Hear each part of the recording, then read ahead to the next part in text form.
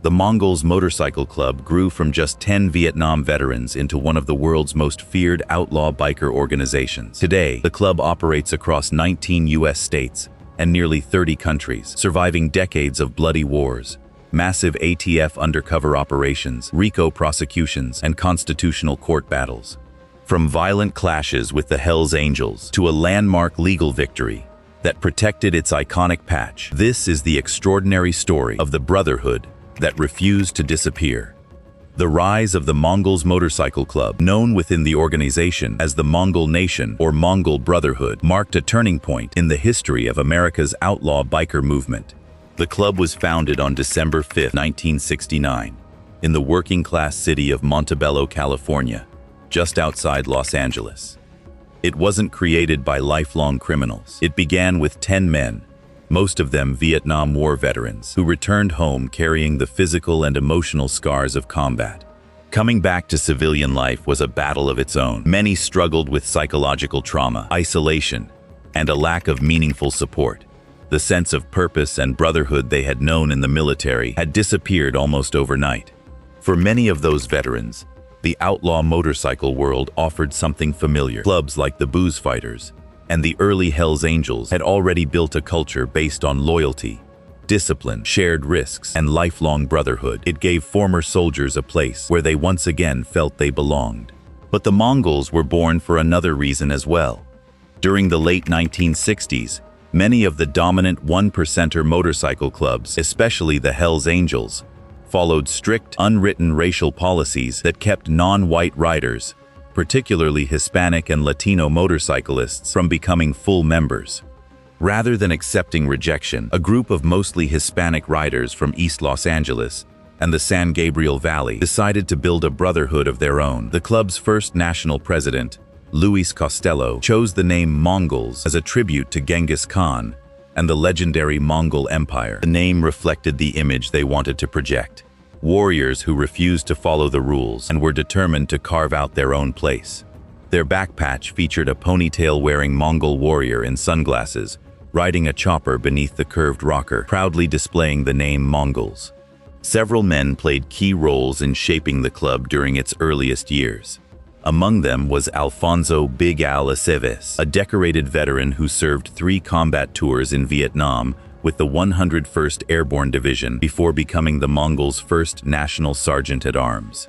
Another important early organizer was Roger Ramjet Pinney. Aceves brought military discipline into the organization. His combat experience, leadership skills, and focus on security helped shape the club's early structure, giving the Mongols a level of organization that would define the club for decades. In the beginning, the Mongols were simply a local motorcycle club built around riding and brotherhood. That changed dramatically in 1974. During a historic vote, the membership officially declared the Mongols a one-percenter outlaw motorcycle club, rejecting the authority and rules of the American Motorcyclist Association. The decision marked the beginning of a new era. The club launched an aggressive recruitment campaign that reached far beyond military veterans. Members began recruiting inside correctional facilities, including California Men's Colony in San Luis Obispo. By establishing connections within California's prison system, the Mongols built lasting relationships with prison gangs, street gangs, and organized crime networks. Those alliances transformed the organization from a regional motorcycle brotherhood into one of the world's most recognized outlaw biker clubs. Organizational hierarchy, bylaws, and global expansion dynamics.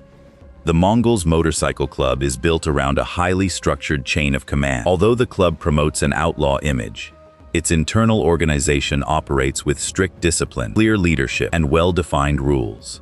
This system allows the Mongols to maintain control over their chapters, manage expansion into new territories, and coordinate activities across their worldwide network. At the top of the organization is the Mother Chapter, which has historically been based in Southern California.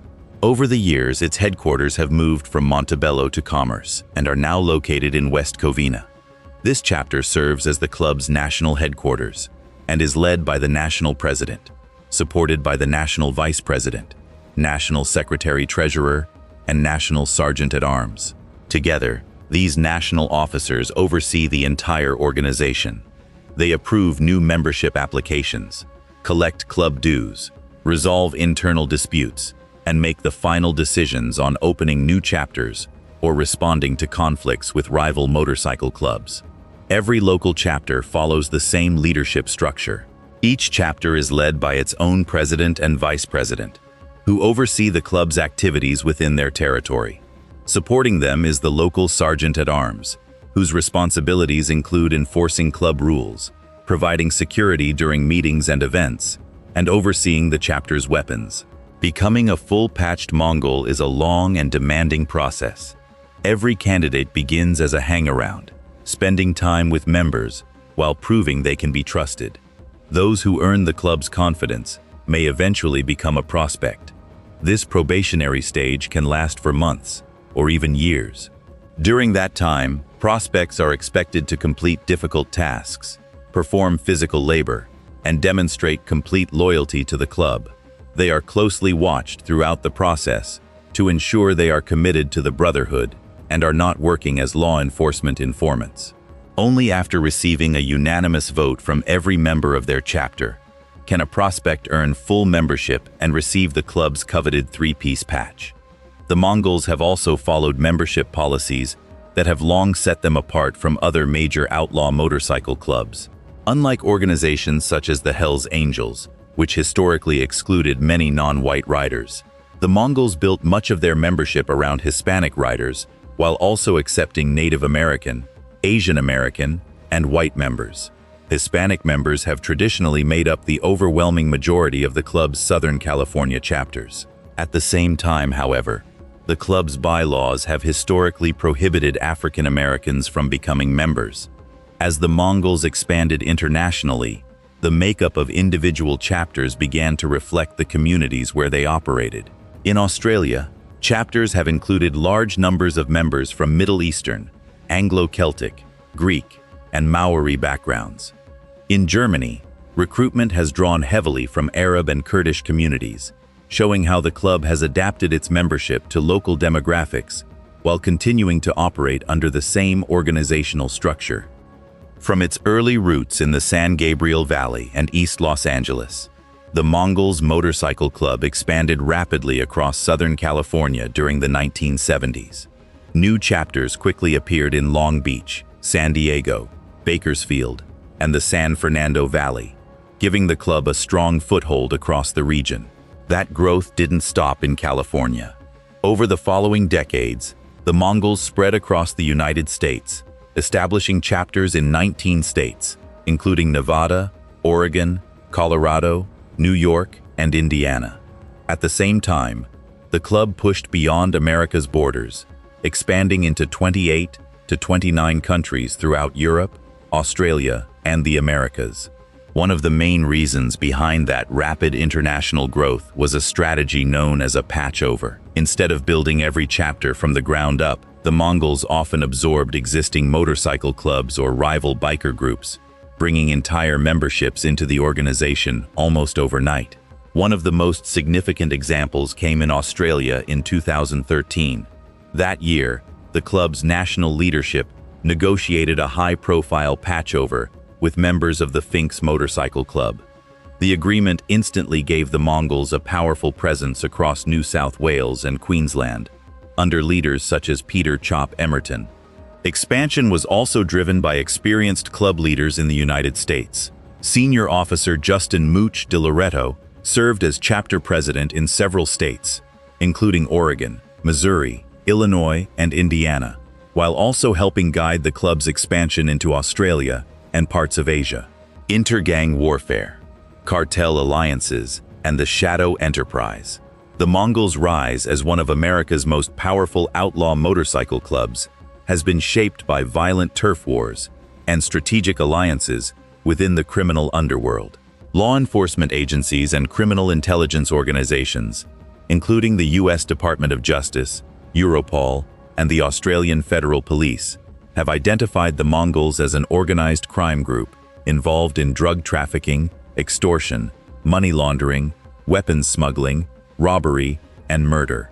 For decades, investigators have believed the club's biggest source of criminal income came from large-scale drug trafficking, particularly methamphetamine, cocaine, and marijuana. No rivalry has defined the Mongols more than their decades-long war with the Hells Angels Motorcycle Club. The conflict began with a fight over territory. In outlaw biker culture, the name displayed on the bottom rocker, the curved patch at the bottom of a member's vest, represents ownership of a specific region. When the Mongols placed the word California on their bottom rocker in the early 1970s, they weren't simply identifying where they came from. They were claiming the entire state as their territory. For the Hells Angels, that was a direct challenge to their long-established dominance in California. Tensions finally boiled over on September 5, 1977, during a massive fight between the two clubs at a swap meet in Anaheim, California. Although no one was killed that day, the confrontation marked the beginning of a bitter blood feud. Throughout the 1980s and 1990s, the rivalry escalated into a violent struggle for control of the West Coast methamphetamine trade.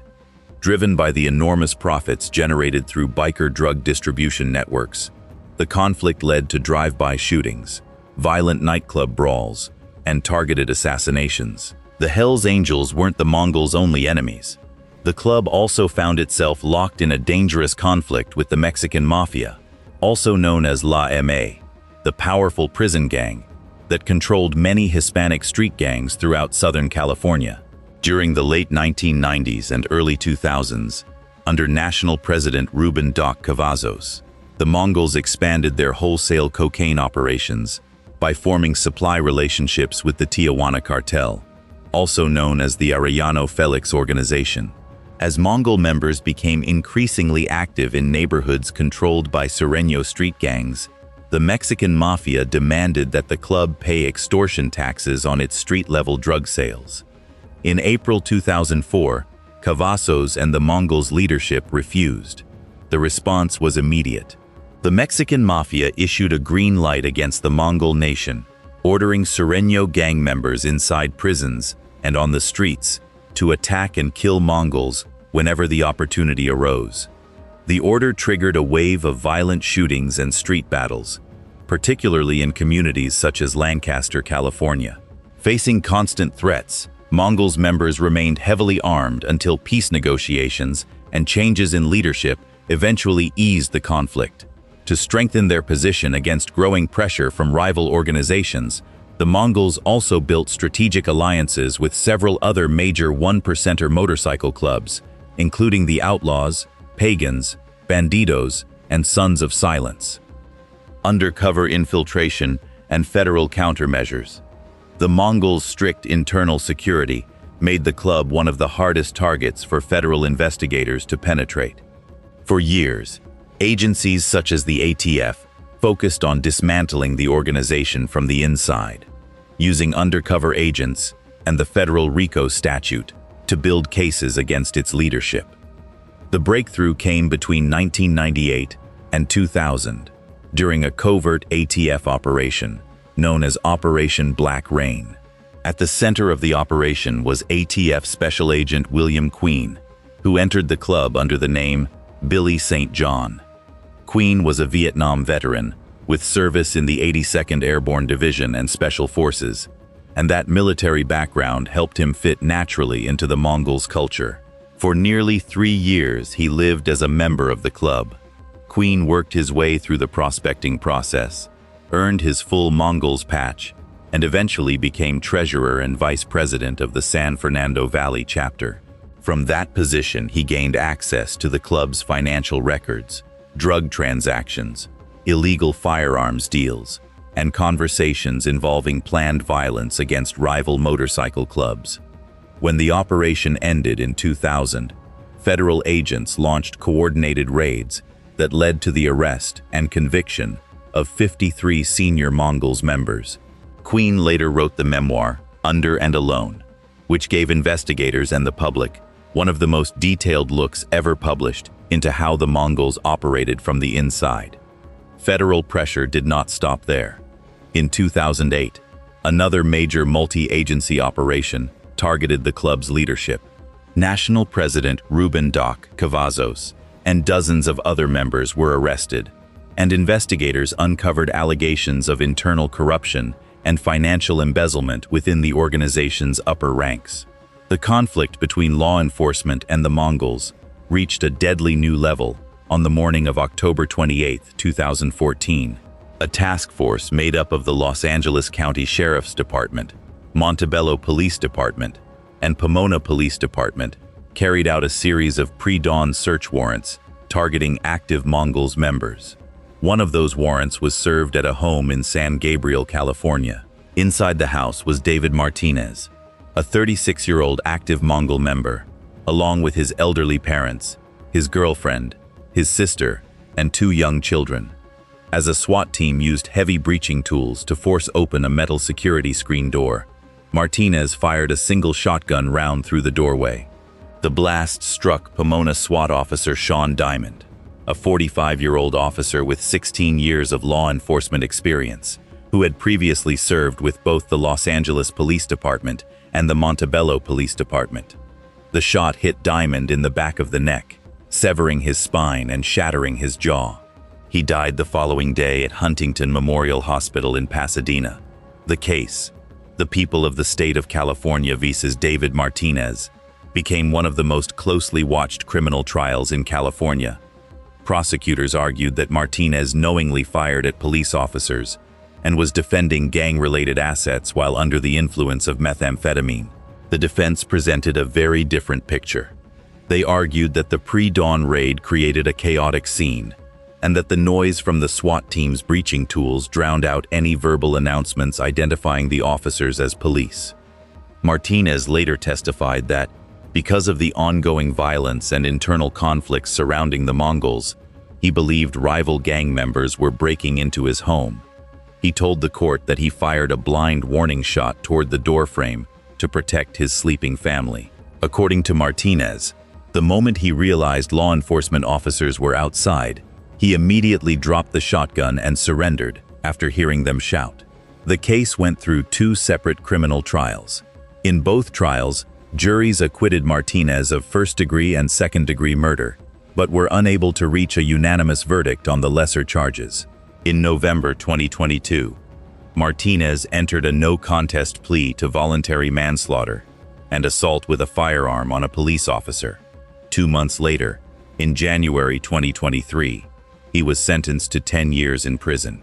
Because he had already spent more than 8 years behind bars while awaiting trial, he received credit for that time and became eligible for release shortly afterward. Constitutional law and the patch forfeiture litigation.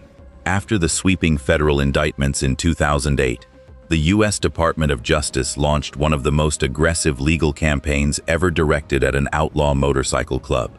Instead of focusing only on sending individual members to prison, federal prosecutors set their sights on the Mongols' most recognizable symbol, the club's trademarked logo of a Mongol warrior riding a chopper.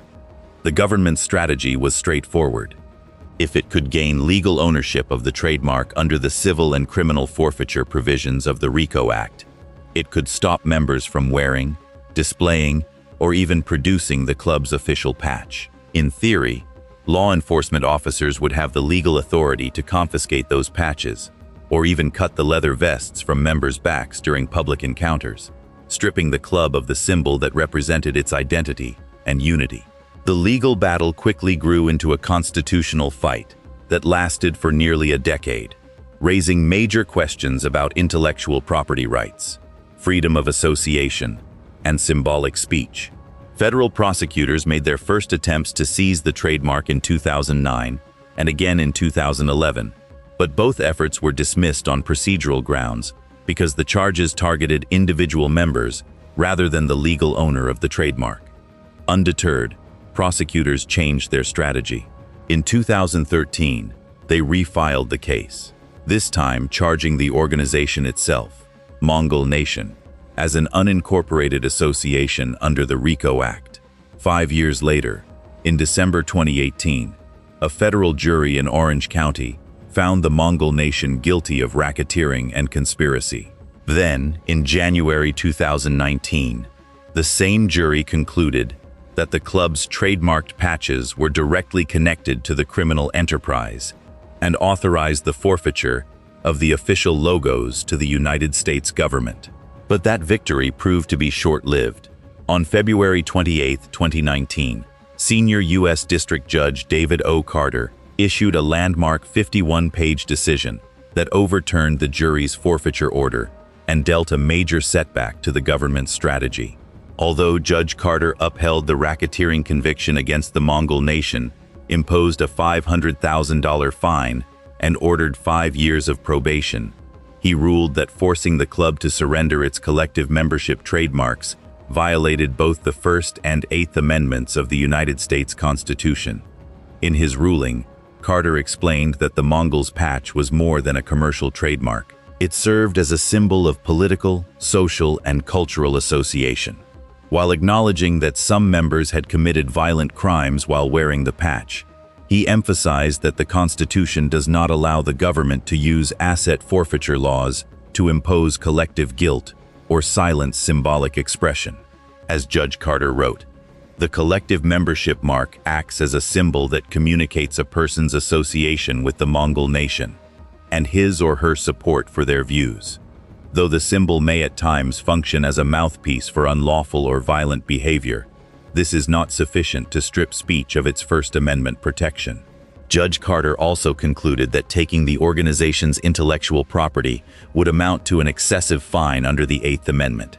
He warned that allowing the government to seize symbols in this way could create a dangerous precedent, one that might eventually be used against political opponents or controversial social movements far beyond the world of outlaw motorcycle clubs.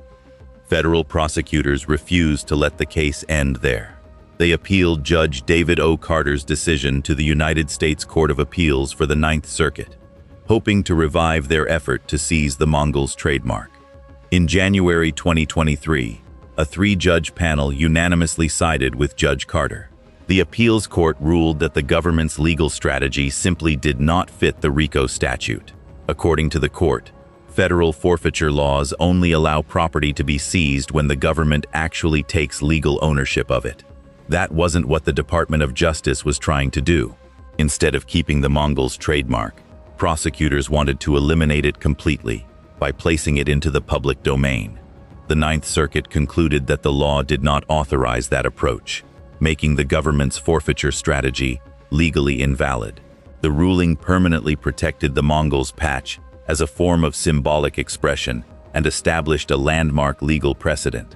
The decision reinforced constitutional protections for motorcycle clubs and other membership organizations by preventing the government from seizing the symbols that define their identity. Key personas and the evolution of the Mongols. The story of the Mongols is also shaped by the lives of several remarkable individuals, whose experiences reflect the contradictions of outlaw biker culture. One of the most well-known is Jesse "The Body" Ventura, born James George Janos.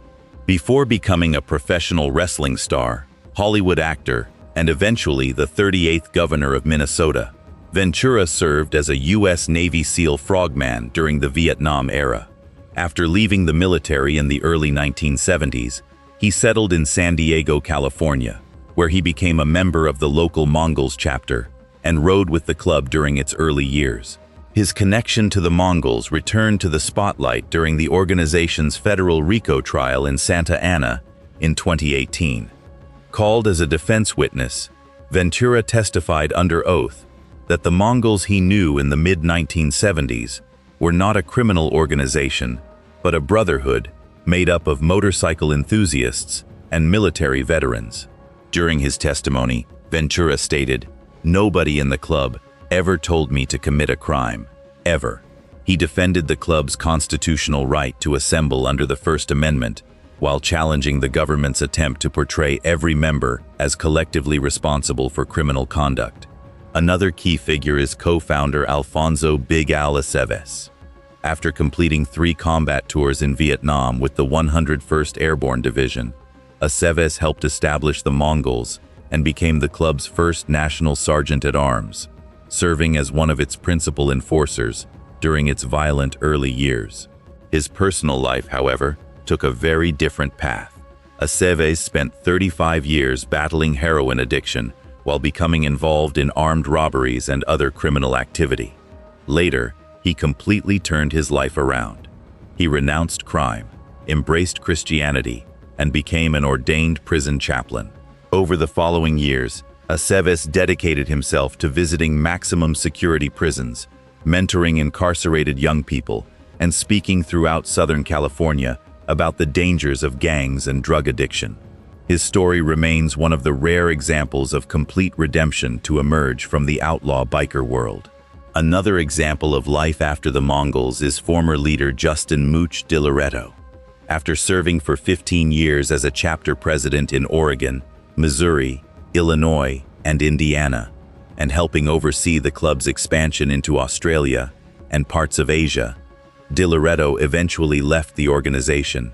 Following his departure, he moved into social work, wrote his memoir, The Ride of My Life, and created public educational platforms where he shares an insider's perspective on outlaw motorcycle clubs and the culture that shaped them. Analytical synthesis and the modern criminological outlook. The story of the Mongols Motorcycle Club is one of constant adaptation. What began as a brotherhood created in response to the racial barriers of the late 1960s outlaw biker scene evolved into one of the most recognizable outlaw motorcycle organizations in the world. Built by Vietnam veterans and shaped by military discipline, the club developed a structured chain of command that allowed it to survive decades of violent conflicts with rival biker gangs and relentless pressure from federal law enforcement. Over the years, the Mongols expanded far beyond Southern California. Through aggressive territorial growth and alliances with international drug trafficking networks, the organization established itself as a significant force within organized crime, extending its influence well beyond the United States. Yet perhaps the Mongols' greatest impact was not made on the streets. It was made in the courtroom. The federal government's years-long effort to dismantle the club by taking control of its trademarked backpatch ultimately resulted in one of the most important constitutional rulings involving an outlaw motorcycle club. Federal courts concluded that the Mongols' patch was more than just a trademark. It represented symbolic expression and membership in an organization, making it protected under the First Amendment. The rulings made clear that the government could not use the RICO forfeiture process to eliminate an organization's identity by taking away the symbols that represent it. Those decisions established a lasting legal precedent. They reinforced the principle that while individual members can be prosecuted and punished for criminal conduct, the government cannot use property laws to impose collective guilt or erase the visual identity of an entire organization. After surviving undercover infiltrations, massive federal investigations, deadly SWAT operations, and unprecedented legal battles over its trademark, the Mongols remain one of the most influential organizations in the history of outlaw motorcycle clubs. Today, with chapters operating across nearly 30 countries, the club continues to expand internationally while balancing its traditional biker brotherhood with increasingly sophisticated legal strategies. Whether viewed through the lens of organized crime, outlaw motorcycle culture, or constitutional law, the Mongols continue to occupy a unique and controversial place in modern American history. Organizational hierarchy, bylaws, and global expansion dynamics. The Mongols Motorcycle Club is built around a highly structured chain of command. Although the club promotes an outlaw image, its internal organization operates with strict discipline, clear leadership, and well-defined rules. This system allows the Mongols to maintain control over their chapters, manage expansion into new territories, and coordinate activities across their worldwide network. At the top of the organization is the Mother Chapter, which has historically been based in Southern California. Over the years, its headquarters have moved from Montebello to Commerce and are now located in West Covina.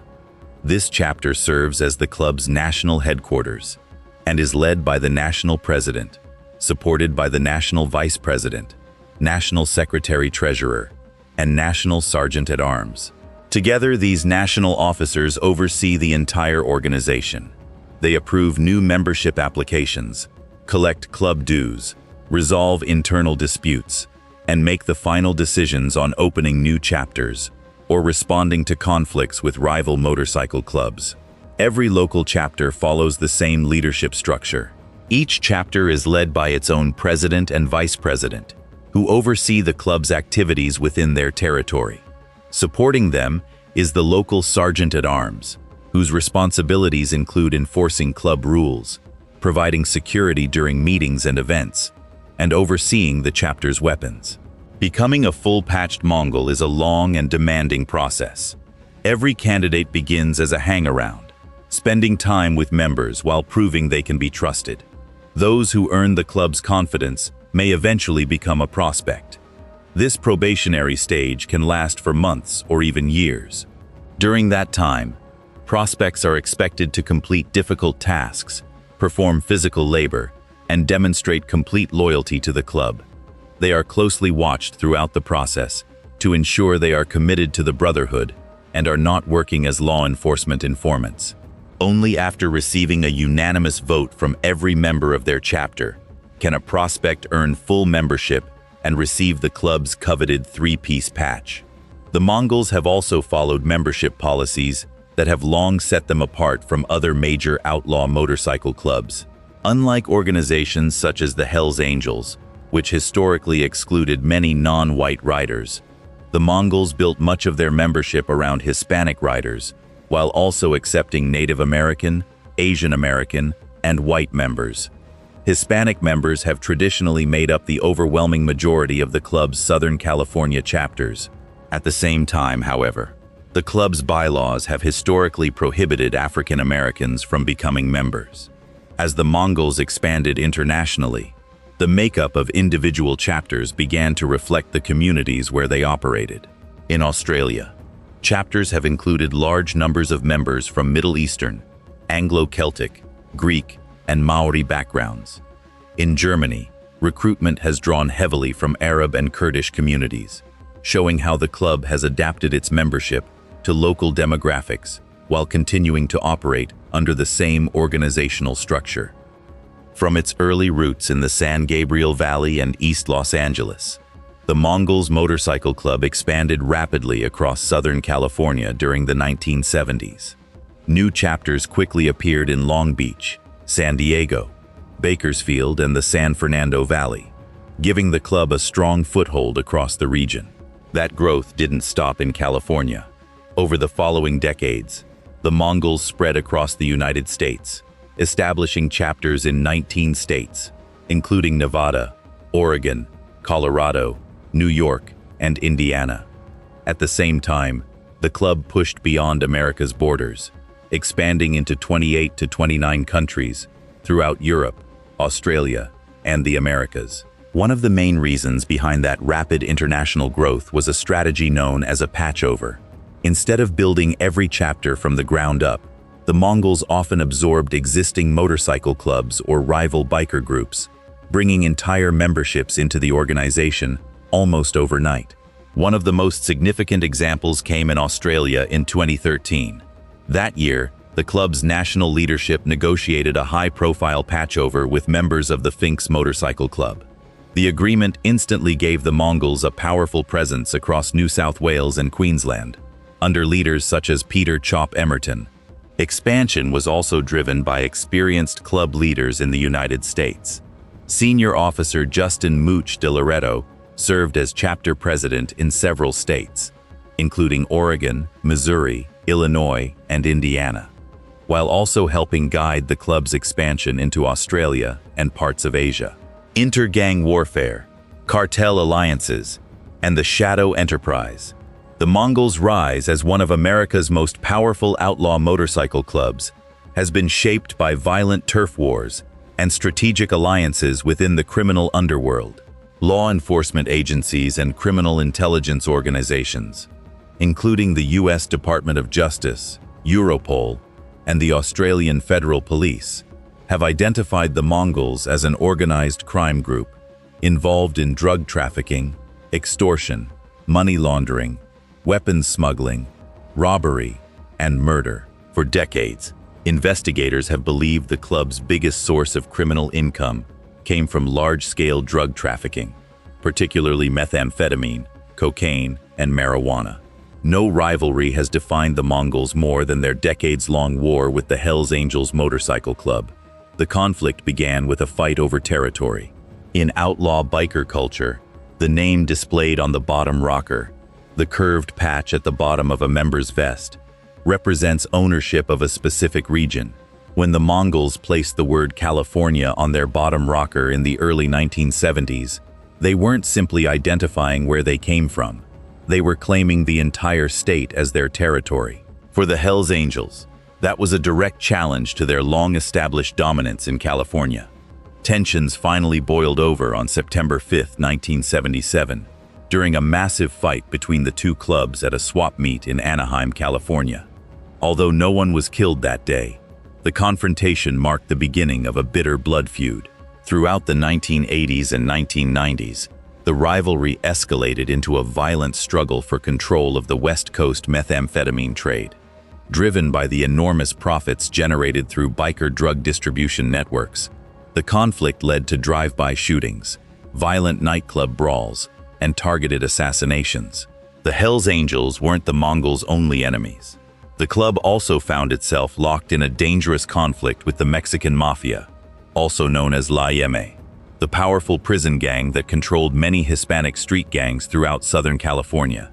During the late 1990s and early 2000s, under National President Ruben Doc Cavazos, the Mongols expanded their wholesale cocaine operations by forming supply relationships with the Tijuana cartel, also known as the Arellano Felix organization. As Mongol members became increasingly active in neighborhoods controlled by Sureño street gangs, the Mexican Mafia demanded that the club pay extortion taxes on its street-level drug sales. In April 2004, Cavazos and the Mongols' leadership refused. The response was immediate.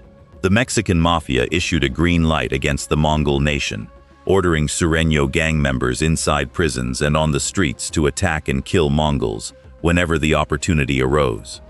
The order triggered a wave of violent shootings and street battles, particularly in communities such as Lancaster, California.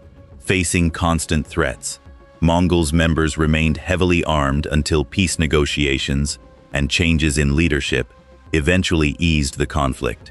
To strengthen their position against growing pressure from rival organizations, the Mongols also built strategic alliances with several other major one-percenter motorcycle clubs, including the Outlaws, Pagans, Bandidos, and Sons of Silence.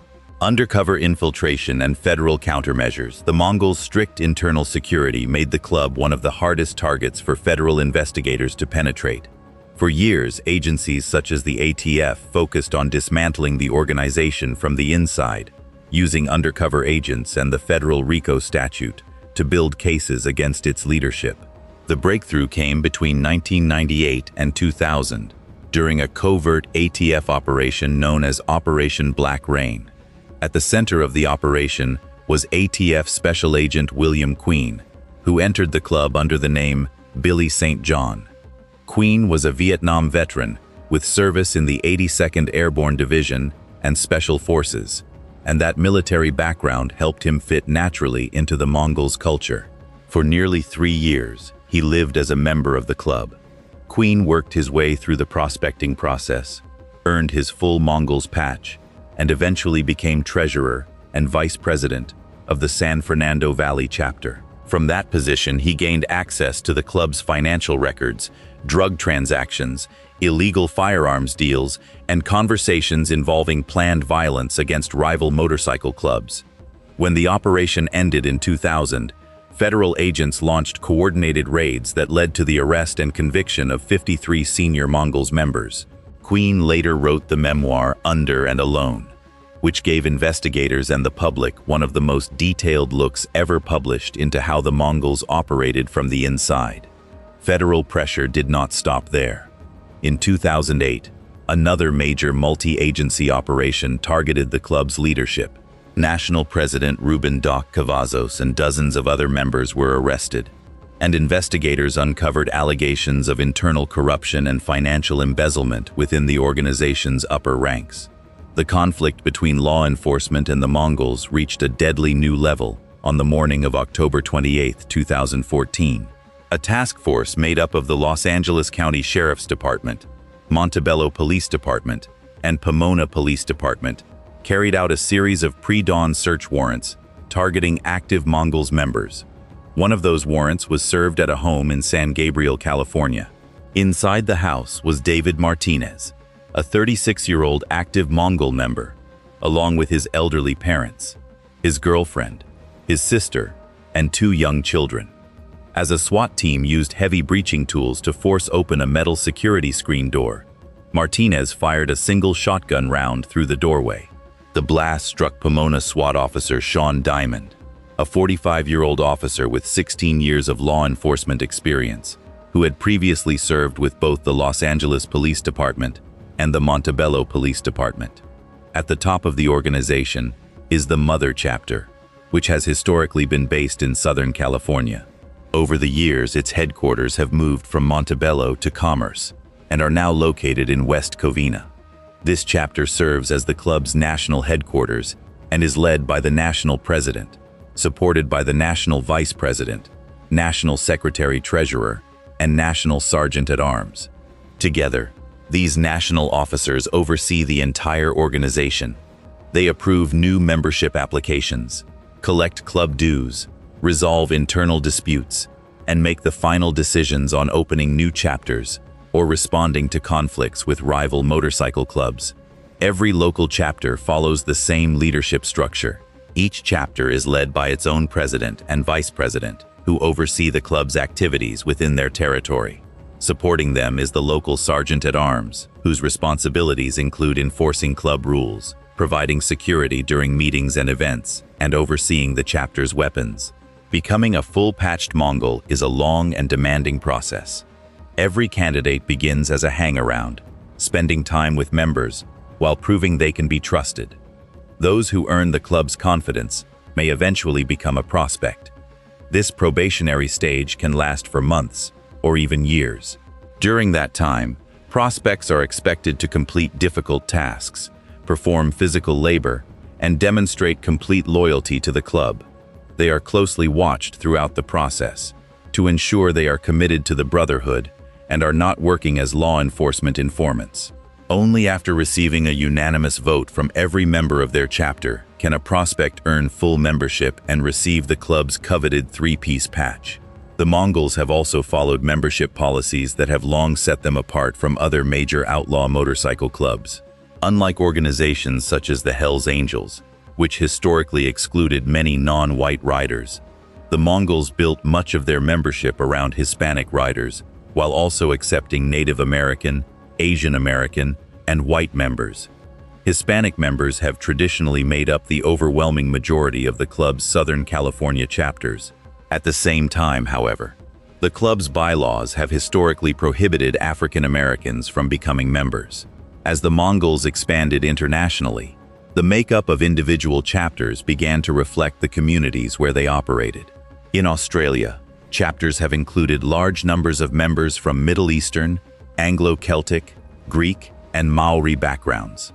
In Germany, recruitment has drawn heavily from Arab and Kurdish communities, showing how the club has adapted its membership to local demographics while continuing to operate under the same organizational structure. The Booze Fighters Motorcycle Club wasn't created by criminals. It was founded in 1946 by William "Wino Willie" Faulkner and fellow World War II veterans searching for the brotherhood they had lost after the war. But one chaotic weekend in Hollister in 1947, a single-staged Life magazine photo, and Hollywood's The Wild One changed biker history forever. In this documentary, you'll discover how a club built on loyalty, freedom, and custom motorcycles became the face of rebellion, why the media got the story wrong, and how the Booze Fighters grew into a worldwide brotherhood with 250-plus chapters while staying true to the values that started it all.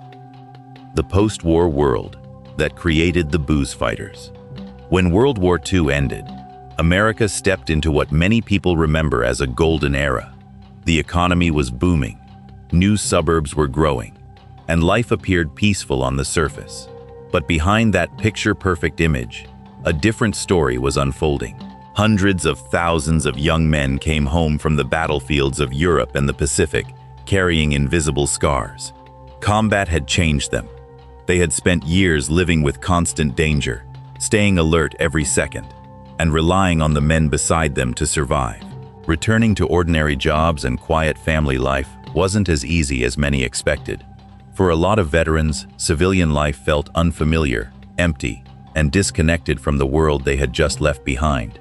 It was in this atmosphere that the American motorcycle culture we know today began to take shape.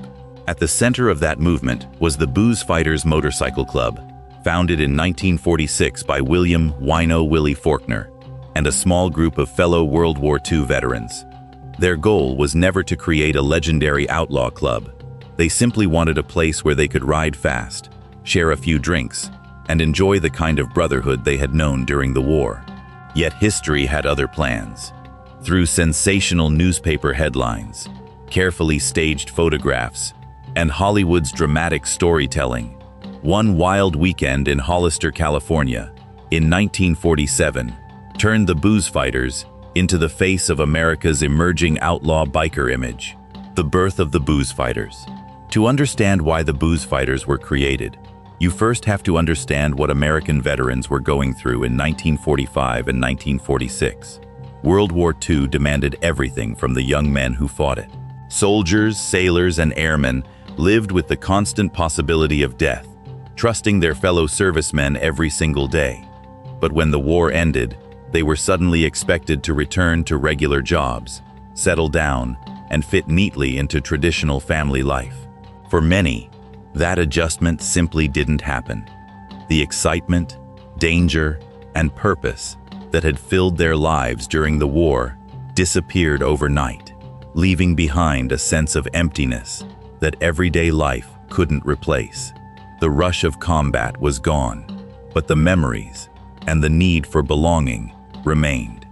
At the time, most motorcycle clubs and social organizations reflected traditional middle-class values. Clubs like the 13 Rebels and the 3 Points MC focused on organized rides, family-friendly gatherings, and events approved by the American Motorcyclist Association, AMA. Members often wore matching wool sweaters and ties, presenting a polished, respectable image. For veterans who had survived anti-aircraft attacks or stormed enemy beaches, those clubs felt overly formal and disconnected from the life they had experienced. They weren't looking for strict rules or polished appearances. They wanted a place where they could be themselves, surrounded by people who understood what they had been through, without fear of being judged. Motorcycles became the perfect escape. They were affordable, easy to find as military surplus or second-hand machines, and simple enough to repair at home. More importantly, riding delivered something that everyday civilian life couldn't: the speed, the risk, and the complete focus required on the road recreated some of the same intensity these veterans had known during the war. By riding together and forming motorcycle clubs, they rebuilt the sense of brotherhood, loyalty, and shared purpose that had once kept them alive on the battlefield.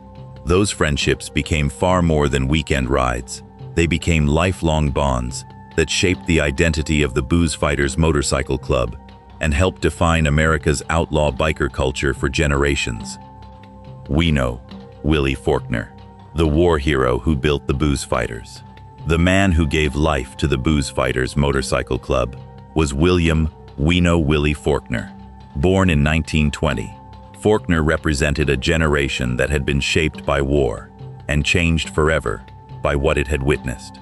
Before serving in the military, he was already involved in motorcycle culture as a member of the 13 Rebels MC.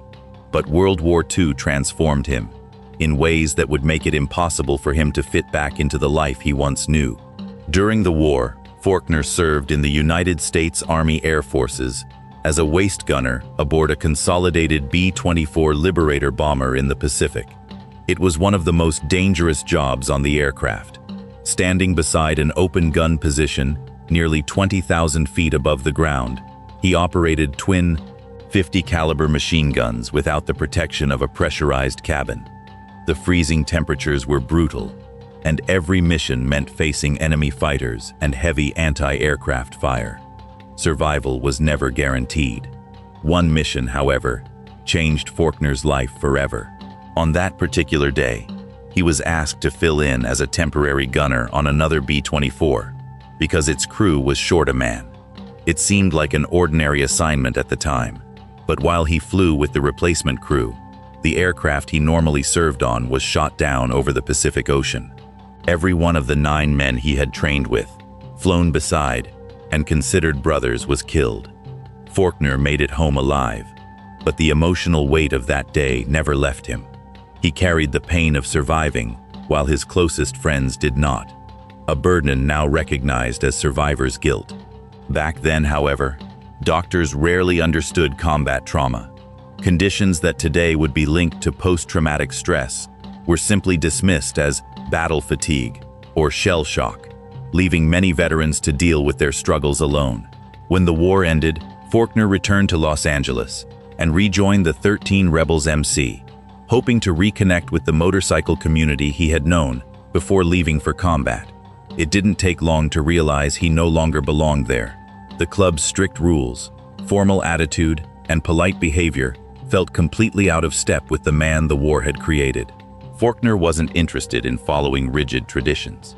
He wanted freedom, excitement, and the kind of wild brotherhood that reminded him of the bond he had shared with fellow servicemen. Everything finally came to a head during an AMA-sanctioned motorcycle race in El Cajon, California, in early 1946. As riders waded through registration procedures and official formalities, Faulkner lost patience. Instead of waiting his turn, he simply rode his motorcycle straight through a wooden perimeter gate and onto the racetrack. The stunt shocked everyone watching. For the leadership of the 13 Rebels, it was the final straw. Faulkner was expelled from the club for what they described as rowdy and unacceptable behavior. From a parked Studebaker to the birth of the booze fighters, being thrown out of the 13 Rebels didn't discourage Willie Faulkner. If anything, it pushed him toward creating something entirely different. He wanted a motorcycle club built for men like himself, veterans who valued freedom over rules, loyalty over appearances, and good times over formal traditions. The first conversations about starting that new club happened in the spring of 1946, inside the smoke-filled Studebaker sedan, belonging to Jack Crocker King Lilly. As the group talked, laughed, and shared bottles of wine, one thing became obvious. They all wanted the same kind of club. When the wine finally ran dry, the meeting moved to the place they knew best, the Big A All-American Bar, also called the All-American Cafe, located on Firestone Boulevard and Central Avenue in Southgate, just outside Los Angeles. The bar had become a favorite gathering place for working-class veterans who had returned from the war carrying many of the same experiences. Around Faulkner sat the men who would go on to become some of the most recognized names in early American motorcycle history. Among them were Jack Lilly, Vern Autry, Jim Cameron, J.D., John Cameron, George Herkimer, Manker, Bobby Kelton, Edward Red Dog Dahlgren, Robert Dink Burns, Gil Armas, Johnny Rossio, Johnny Davis, Fat Boy Nelson, Lance Tidwell, and C.B. Clausen. Together, along with a handful of other riders, these founding members earned a special place in the club's history. They would forever be remembered by one name, the Originals. How the Booze Fighters got their name. The name Booze Fighters wasn't carefully planned or chosen after long discussions. It happened by pure chance during a night of drinks and conversation. As the veterans sat around throwing out ideas for a club name, they couldn't agree on anything. From the other side of the bar, a local customer named Walt Porter, who wasn't even a biker, jokingly shouted that they should just call themselves Booze Fighters. His sarcastic comment was simple. After all, the group spent so much time coming into the bar and fighting booze that the name practically suited them. At first, no one took the suggestion seriously. It sounded more like a joke than the name of a motorcycle club, but the joke refused to disappear. Not long afterwards, during a regional motorcycle rally, a heavily intoxicated rider lost control of his motorcycle on the clay track and crashed.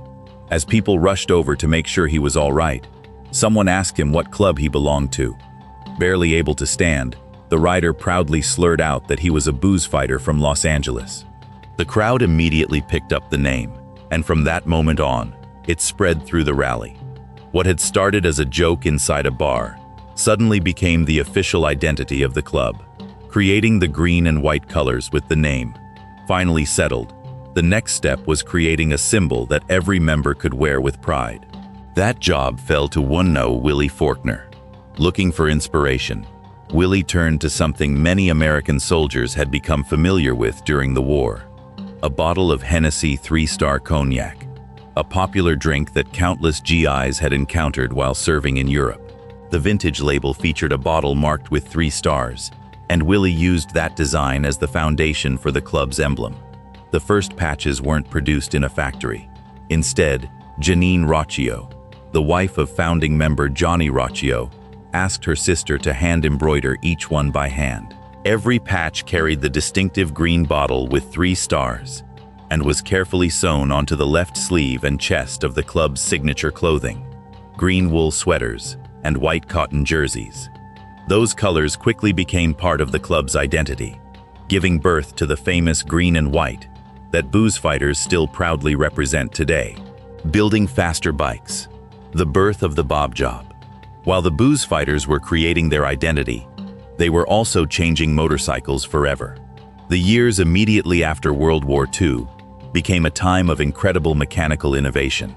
Many returning veterans had spent the war repairing fighter planes, tanks, trucks, and other military equipment. They had learned how machines worked under extreme conditions, and once they were back home, they brought that knowledge into their garages. Instead of leaving their motorcycles exactly as they came from the factory, they began rebuilding them for one purpose: better performance. This style of modification became known as the Bob Job, the direct ancestor of today's custom bobbers and choppers. Anything that wasn't absolutely necessary came off the bike. Front fenders were removed completely. Rear fenders were cut short, or bobbed, while windshields, bulky leather saddlebags, and other factory accessories were stripped away to reduce weight. The engines received just as much attention. Members with strong mechanical skills built powerful stroker engines by increasing the crankshaft stroke and boring out the cylinders. These changes boosted engine capacity well beyond factory specifications, producing far more horsepower than the motorcycles originally delivered. The result was a lighter, faster machine that reflected the personality of the rider rather than the factory that built it. The machines that defined the original booze fighters. The first booze fighters rode some of the most respected American motorcycles of their time. Their garages were filled with Harley-Davidson knuckleheads, Harley flatheads, Indian chiefs, and one of the rarest motorcycles ever produced, the Crocker. Built by Al Crocker in Los Angeles until 1942, Crocker motorcycles had a legendary reputation. They were handmade, incredibly powerful, and capable of outperforming standard Harley-Davidsons and Indians of the era. Owning one was something few riders could claim. No one was more closely associated with these machines than Jack Lilly. His skill and experience riding Crockers earned him a nickname that followed him throughout motorcycle history: Crocker King. A rule that reflected the war they had lived through. The booze fighters didn't just have rules about loyalty and brotherhood. They also had strict standards for the motorcycles their members rode. To wear the club's famous green and white colors, every member had to own a motorcycle built in the United States or in one of the Allied nations that had fought against the Axis powers during World War II. Motorcycles manufactured in Germany, Japan, or Italy were not allowed. This wasn't simply about choosing one brand over another. For the men who founded the booze fighters, many of whom had risked their lives during the war, the rule represented something much deeper. It carried their wartime loyalties into civilian life and reinforced the club's identity as a brotherhood created by patriotic veterans who never forgot where they had come from. The Hollister Weekend that changed motorcycle history. The moment that turned the Booze Fighters Motorcycle Club into a name recognized across America happened over the 4th of July weekend in 1947 in Hollister, California. At the time, Hollister was a quiet farming town with a population of around 4,500 people. Every year, it hosted the San Benito County Gypsy Tour races, an event officially sanctioned by the American Motorcyclist Association, AMA. Because motorcycle racing had been interrupted during World War II, riders had been waiting years for events like this to return. Organizers expected around 500 visitors, but the reality was far different. Nearly 4,000 riders and spectators poured into the small town. Hollister simply wasn't prepared for numbers like that. Hotels filled up almost immediately, leaving hundreds of bikers with nowhere to stay. Many spent the weekend sleeping on pavements, in public parks, and even on the lawn outside the county courthouse. The booze fighters arrived in large numbers as well, bringing members from their 3 growing chapters in Los Angeles, San Pedro, and San Francisco. Never ones to travel light. They even pulled a specially built club trailer behind a Ford Model T, packed with enough alcohol to keep the celebration going all weekend. A giant street party takes over Hollister. Before long, Hollister no longer felt like a quiet agricultural town. It had turned into one enormous street party. San Benito Street, the town's main road, became an unofficial drag strip, as riders lined up to test the speed of their freshly modified bob jobs. Engines roared, tires spun, and crowds gathered to watch one motorcycle after another race through town. Among the riders, 2 booze fighters, Gil Armas and Jim Cameron, created one of the weekend's most unforgettable moments. Instead of parking outside Johnny's Bar on Main Street, they rode their motorcycles straight through the open front doors, cruised down the middle of the bar while still sitting on their bikes, and ordered beers without ever getting off. It was reckless, loud, and fueled by plenty of alcohol, but it wasn't organized crime. It was a group of veterans celebrating their freedom in a way that ignored convention rather than the law. The town's police force understood that difference. With only 7 officers, led by Chief Fred A. Earl, local police focused on keeping order rather than starting unnecessary confrontations. Most arrests made during the weekend involved public drunkenness, reckless driving, or disturbing the peace, not violent criminal activity. The radiator incident that made things worse. As the celebrations continued, a simple mechanical problem triggered one of the weekend's biggest misunderstandings. While pulling the booze fighters' trailer through town, the Ford Model T began overheating because its radiator had run out of cooling water. One member came up with an unusual solution. He urinated into the radiator in an attempt to cool the engine and get the vehicle moving again. Unfortunately for him, local police witnessed the entire thing. Instead of seeing someone trying to fix an overheated car, officers saw what they believed was indecent exposure. The booze fighter was immediately arrested and taken to the town jail. News of the arrest spread quickly. Before long, a large group of bikers marched towards the jailhouse, demanding that their friend be released. The arrest of Wino Willie. As emotions started running high, Wino Willie Faulkner realized the situation was heading in the wrong direction.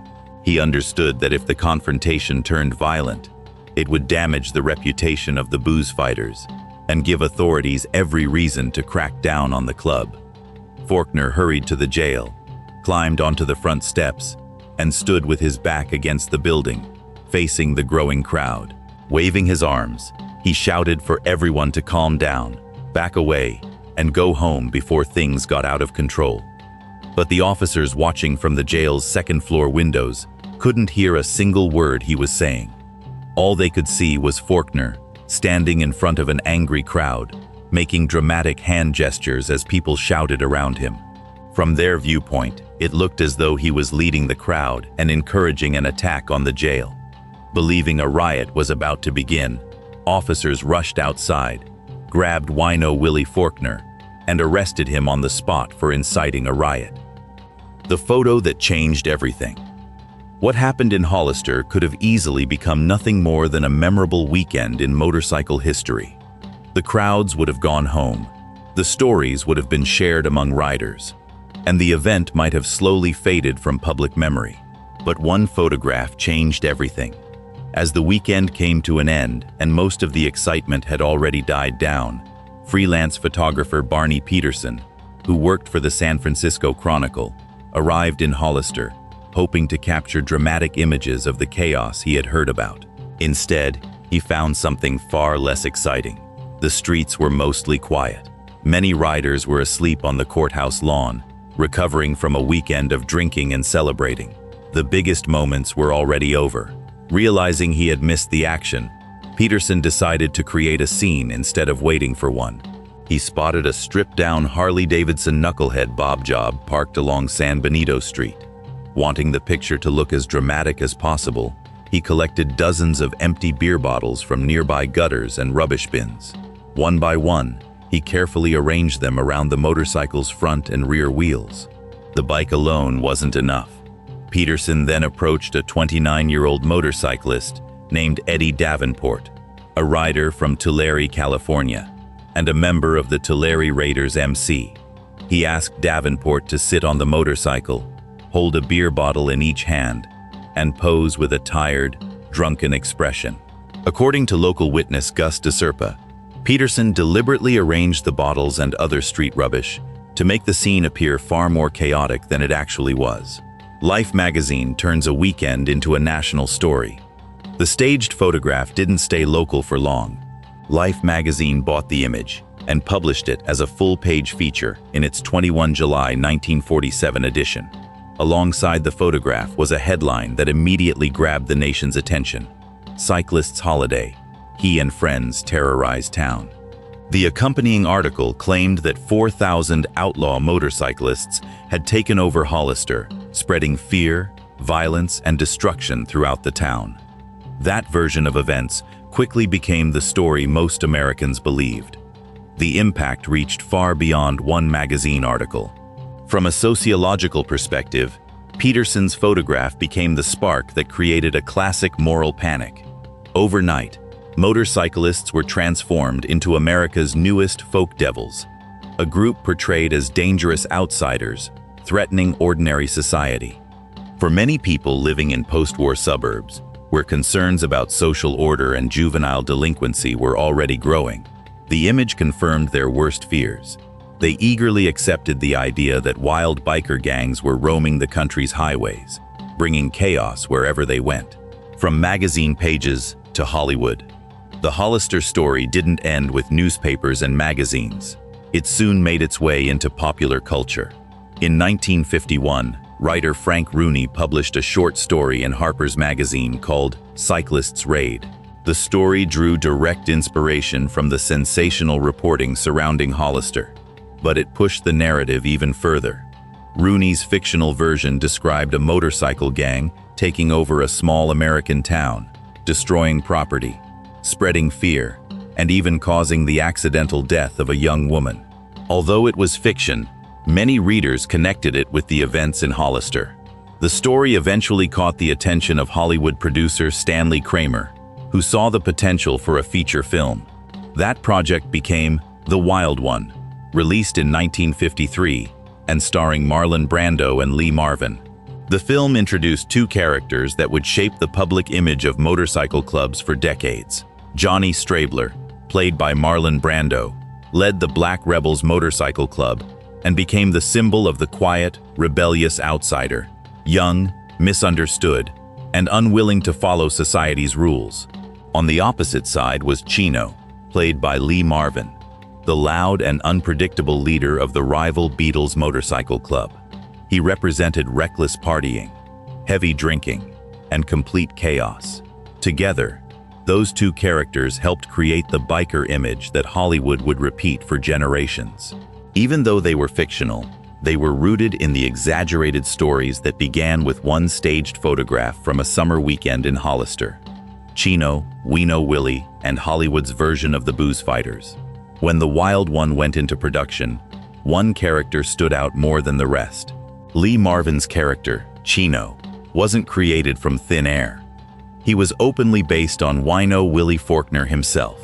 Marvin captured the parts of Faulkner that people noticed immediately: his larger-than-life personality, his confidence, his love of motorcycles, his heavy drinking, and the fearless attitude that made him impossible to ignore. Dressed in leather and carrying an unmistakable presence, Chino reflected the public image that had grown around Weeno Willie after Hollister. Before filming began, the producers even asked Faulkner for his thoughts. but Willie wanted nothing to do with the project. He believed Hollywood was presenting motorcycle clubs in the worst possible light. From his point of view, the men who had built clubs like the Booze Fighters were war veterans searching for friendship, excitement, and the sense of brotherhood they had lost after returning home. He feared the film would paint them as violent troublemakers and permanently damage their reputation. In the end, his concerns made no difference. The film that changed biker culture forever. Even without Wino Willie's support, The Wild One became one of the most influential motorcycle films ever made.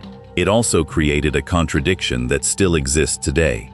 On one hand, mainstream society viewed bikers with suspicion. The film reinforced the idea that motorcycle clubs represented danger, rebellion, and lawlessness. On the other hand, countless young people saw something completely different. They admired the leather jackets, the customized motorcycles, the confidence, and the freedom that the riders seemed to enjoy. What many adults feared became exactly what working-class youth across America and much of the Western world wanted to imitate. In doing so, the film transformed a real community of World War II veterans into an international symbol of rebellion. What had begun as a small post-war motorcycle brotherhood evolved into a global fashion, lifestyle, and cultural movement. Riverside, 1948. Another rally, another headline. The attention surrounding Hollister didn't stop the Booze Fighters from riding. They continued attending motorcycle rallies throughout California, including the Gypsy Tour held in Riverside on 4 July 1948. Just as they had the year before, newspapers exaggerated relatively minor incidents, creating the impression that another major disturbance was unfolding. The reports became so dramatic that local officials called in the California National Guard to help control the crowds. Yet despite the presence of military police and local law enforcement, one important fact often gets overlooked. Not a single member of the Booze Fighters Motorcycle Club was arrested during the Riverside rally, laughing back at the media. By this point, the Booze Fighters had grown tired of being blamed for every headline. Rather than argue with reporters, they decided to make fun of the media's version of events.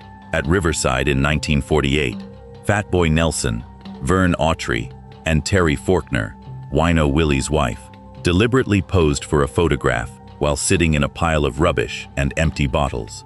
The picture wasn't accidental.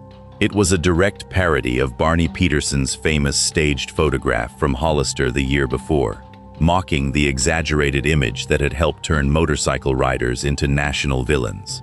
Writing the rules. The founders also realized something important. If negative publicity continued, it could eventually threaten the freedom they enjoyed as motorcycle riders. To protect both the club and its future, Wino Willie and the original leadership decided it was time to organize the Booze Fighters more formally. Later in 1948, they introduced the club's first written bylaws. These rules clearly explained how new members would be recruited, what responsibilities club officers would have, how voting would work, and how different chapters should operate. The Booze Fighters were no longer just a loose group of friends. They had become an organized motorcycle club with a defined structure. A club that rejected organized crime. Perhaps the most important part of those early rules was the line they drew between having fun and breaking the law. The Booze Fighters certainly enjoyed riding hard, drinking heavily, and celebrating together, but they deliberately avoided becoming a criminal organization. During the late 1940s and early 1950s, several motorcycle clubs were beginning to move toward what would later become the one-percenter outlaw culture. Groups such as the Pissed Off Bastards of Bloomington, whose members later helped establish the Hells Angels, gradually developed a reputation for organized outlaw activity. The Booze Fighters chose a different direction. They proudly described themselves with a humorous slogan that perfectly summed up who they were: a drinking club with a motorcycle problem. The motto made their position clear. They were passionate about motorcycles, enjoyed a good party, and valued brotherhood above everything else. But they did not see themselves as a criminal enterprise. That distinction remained important throughout the club's early history. None of the original founding members were ever imprisoned for serious criminal offenses. Instead, The Booze Fighters stayed focused on what had brought them together in the first place: building fast motorcycles, enjoying the open road, and preserving the lifelong bond that had begun among veterans returning from World War II. The Booze Fighters today, carrying the legacy around the world. As the years passed, many motorcycle clubs that emerged after World War II either disappeared or were absorbed into larger outlaw organizations. The Booze Fighters Motorcycle Club, however, followed a very different path. Instead of fading away, the club protected the identity it had built from the very beginning. In the early 2000s, the Booze Fighters entered a new chapter in their history by expanding beyond the United States and becoming an international motorcycle club.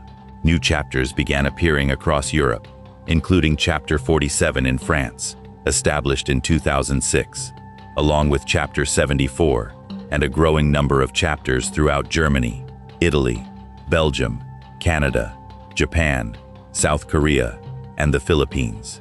What started in Southern California with a small group of World War II veterans had become a worldwide brotherhood.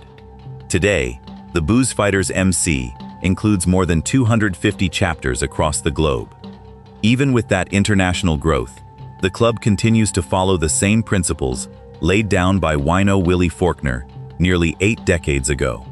Members are still expected to ride motorcycles built in the United States or in allied nations that fought alongside America during World War II. The rule isn't just about the motorcycles themselves. It honors the patriotic values of the veterans who founded the club. The Booze Fighters also continue to separate themselves from criminal outlaw organizations by enforcing a strict policy against illegal activity. Rather than building a reputation through crime, modern members focus on protecting the club's history and keeping its traditions alive. One of the ways they do this is through the acronym OWUF, which stands for Original Wild Ones Forever. The phrase serves as a tribute to the club's founding generation and reminds every new member where the Booze Fighters came from. Beyond riding, today's chapters are involved in charity events, veteran support, and the preservation of early American motorcycle history, ensuring that the legacy of the originals continues for future generations. The real story behind America's original motorcycle rebels. The history of the Booze Fighters Motorcycle Club is far more complicated than the image Hollywood created. At its heart, the club was born from the experiences of young men returning home from World War II. Many of them struggled to adapt to ordinary civilian life after years of combat, and the Booze Fighters gave them something they had been missing: a place where they could find brotherhood, freedom, and a sense of purpose once again. Their love of speed, mechanical skill, and custom-built motorcycles helped shape the Bob Job, laying the foundation for the modern biker lifestyle that would later spread around the world. But everything changed after the 1947 Hollister Rally. A staged photograph, sensational newspaper stories, and dramatic magazine coverage transformed what had largely been a rowdy holiday weekend into a national controversy. Through the work of Barney Peterson and Life magazine, the image of the outlaw biker entered the American imagination. Hollywood then reinforced that image with The Wild One, turning real World War II veterans into fictional rebels and creating stereotypes that would influence public opinion for decades. Yet despite all the headlines, films, and misconceptions, the Booze Fighters never became what the media claimed they were. Instead of embracing organized crime, the club chose discipline.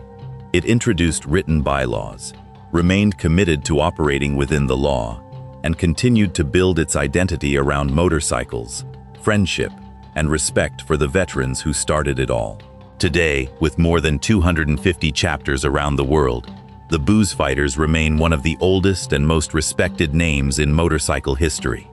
Their story isn't simply about loud engines or rebellious images.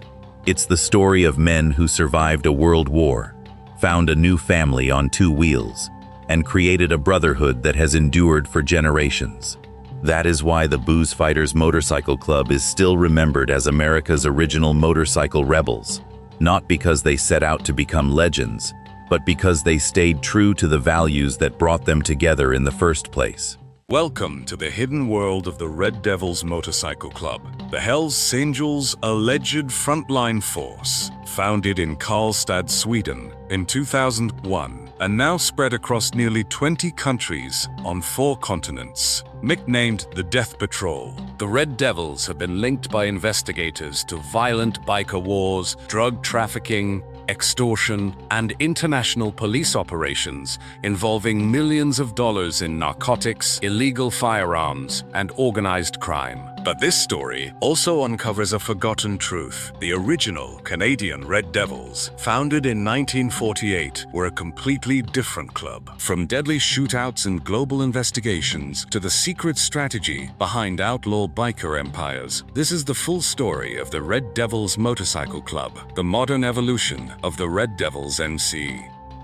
The world of organized crime changed dramatically at the beginning of the 21st century.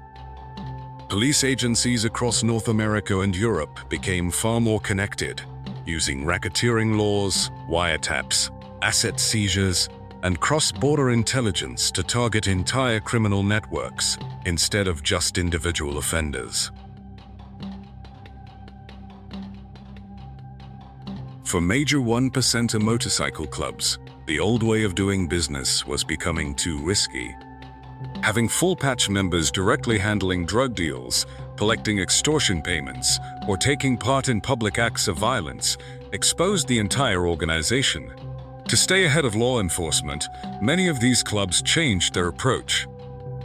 Instead of carrying out every operation themselves, they increasingly relied on support clubs, feeder clubs, and what investigators often describe as puppet clubs to handle the most dangerous work. At the center of that international support system is the Red Devils Motorcycle Club, better known as the RDMC.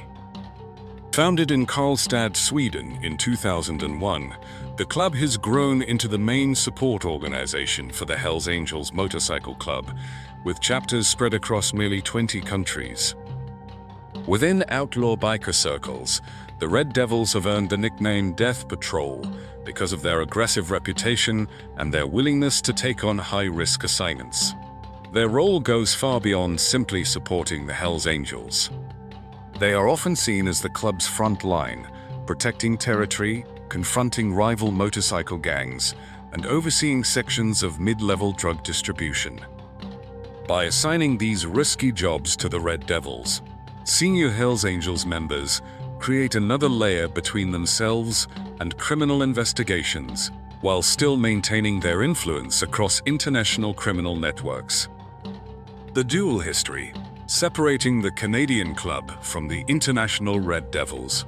To fully understand the Red Devils Motorcycle Club, one long-standing misunderstanding needs to be cleared up.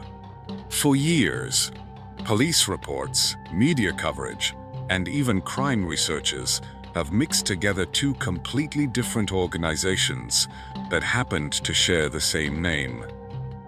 The International Red Devils Motorcycle Club, that operates under the Hells Angels, is not the same club as the original Canadian Red Devils. That earlier organization spent more than 60 years operating in southern Ontario and has a separate history that is entirely unrelated to the modern Red Devils support network built under the Hells Angels banner. The original Red Devils Motorcycle Club of Ontario, 1948-2014, long before the Red Devils became known as the International Support Club of the Hells Angels, there was another club carrying the same name in Canada. The original Red Devils Motorcycle Club was founded in Hamilton, Ontario in 1948, making it one of Canada's oldest outlaw motorcycle clubs. To avoid being confused with newer organizations using the same name, the club officially added the word "original" to its title. For the next 66 years, it remained a Southern Ontario club, growing from its Hamilton mother chapter to open additional chapters in Chatham, Kent in 2001 and Sudbury in January 2014.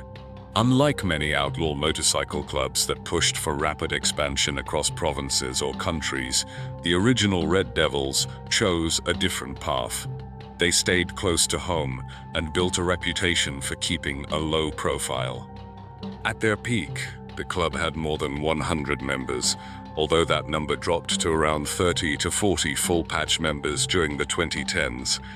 Canadian crime journalist and biker historian Peter Edwards noted that the club managed to survive for more than 50 years because it stayed away from unnecessary conflicts, avoided chasing new territory, and refused to recruit members who were known in the underworld as heat scorers, people whose reckless behavior would quickly attract police attention.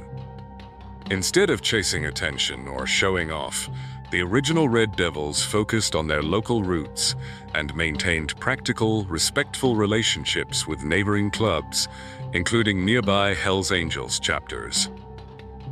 Even with that quiet approach, the original Red Devils were still classified as an outlaw motorcycle gang by Criminal Intelligence Service Canada, and they were not immune to violence. On May 9, 1984, gunmen attacked the club's Hamilton Mother Chapter clubhouse, killing 32-year-old full-patch member Michael Carey. After the shooting, the club strengthened its headquarters by reinforcing the outer walls with cinder blocks and steel rebar to better withstand any future armed attacks. Years later, in 2000, Hamilton police raided the clubhouse with battering rams and concussion grenades, shutting down an unlicensed bar operating inside the building and seizing alcohol and cash. The club also faced personal tragedies over the years. One of the most significant was the death of longtime member Marcotte, who was killed in a hit-and-run involving a farm tractor driven by former member David Beaubourg. By the end of 2014, the Canadian biker scene had changed dramatically, with large international motorcycle clubs becoming increasingly dominant. Seeing that the landscape was shifting, the original Red Devils decided to end their independent chapter. Their 3 chapters in Hamilton, Chatham-Kent, and Sudbury officially patched over to their longtime allies, the Atlantic-based Bacchus Motorcycle Club. To this day, Bacchus members continue to wear a special brotherhood patch that honors the lasting bond and the long-standing 1%er alliance they shared with the original Red Devils. The original Red Devils Motorcycle Club of Ontario, 1948-2014. Long before the Red Devils became known as the International Support Club of the Hells Angels, there was another club carrying the same name in Canada. The original Red Devils Motorcycle Club was founded in Hamilton, Ontario, in 1948, making it one of Canada's oldest outlaw motorcycle clubs. To avoid being confused with newer organizations using the same name, the club officially added the word "original" to its title.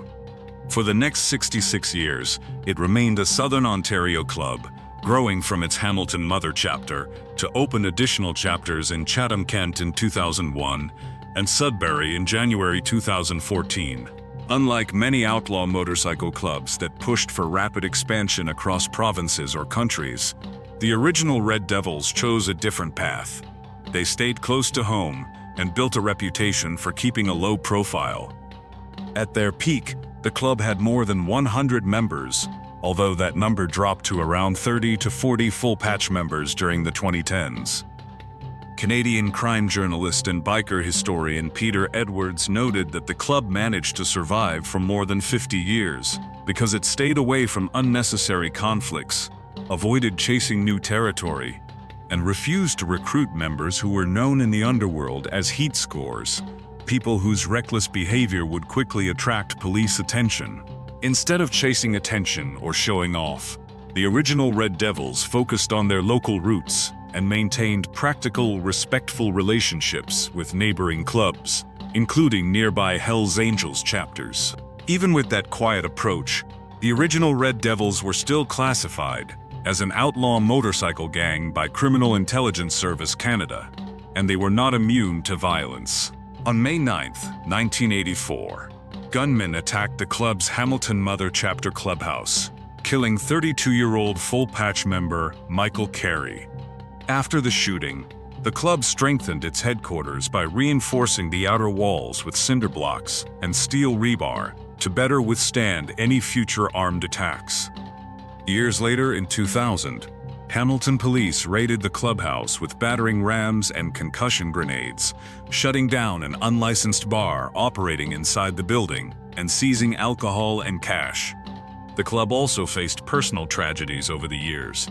One of the most significant was the death of longtime member Mark Hott, who was killed in a hit-and-run involving a farm tractor driven by former member David Beaubourg. By the end of 2014, the Canadian biker scene had changed dramatically, with large international motorcycle clubs becoming increasingly dominant. Seeing that the landscape was shifting, the original Red Devils decided to end their independent chapter.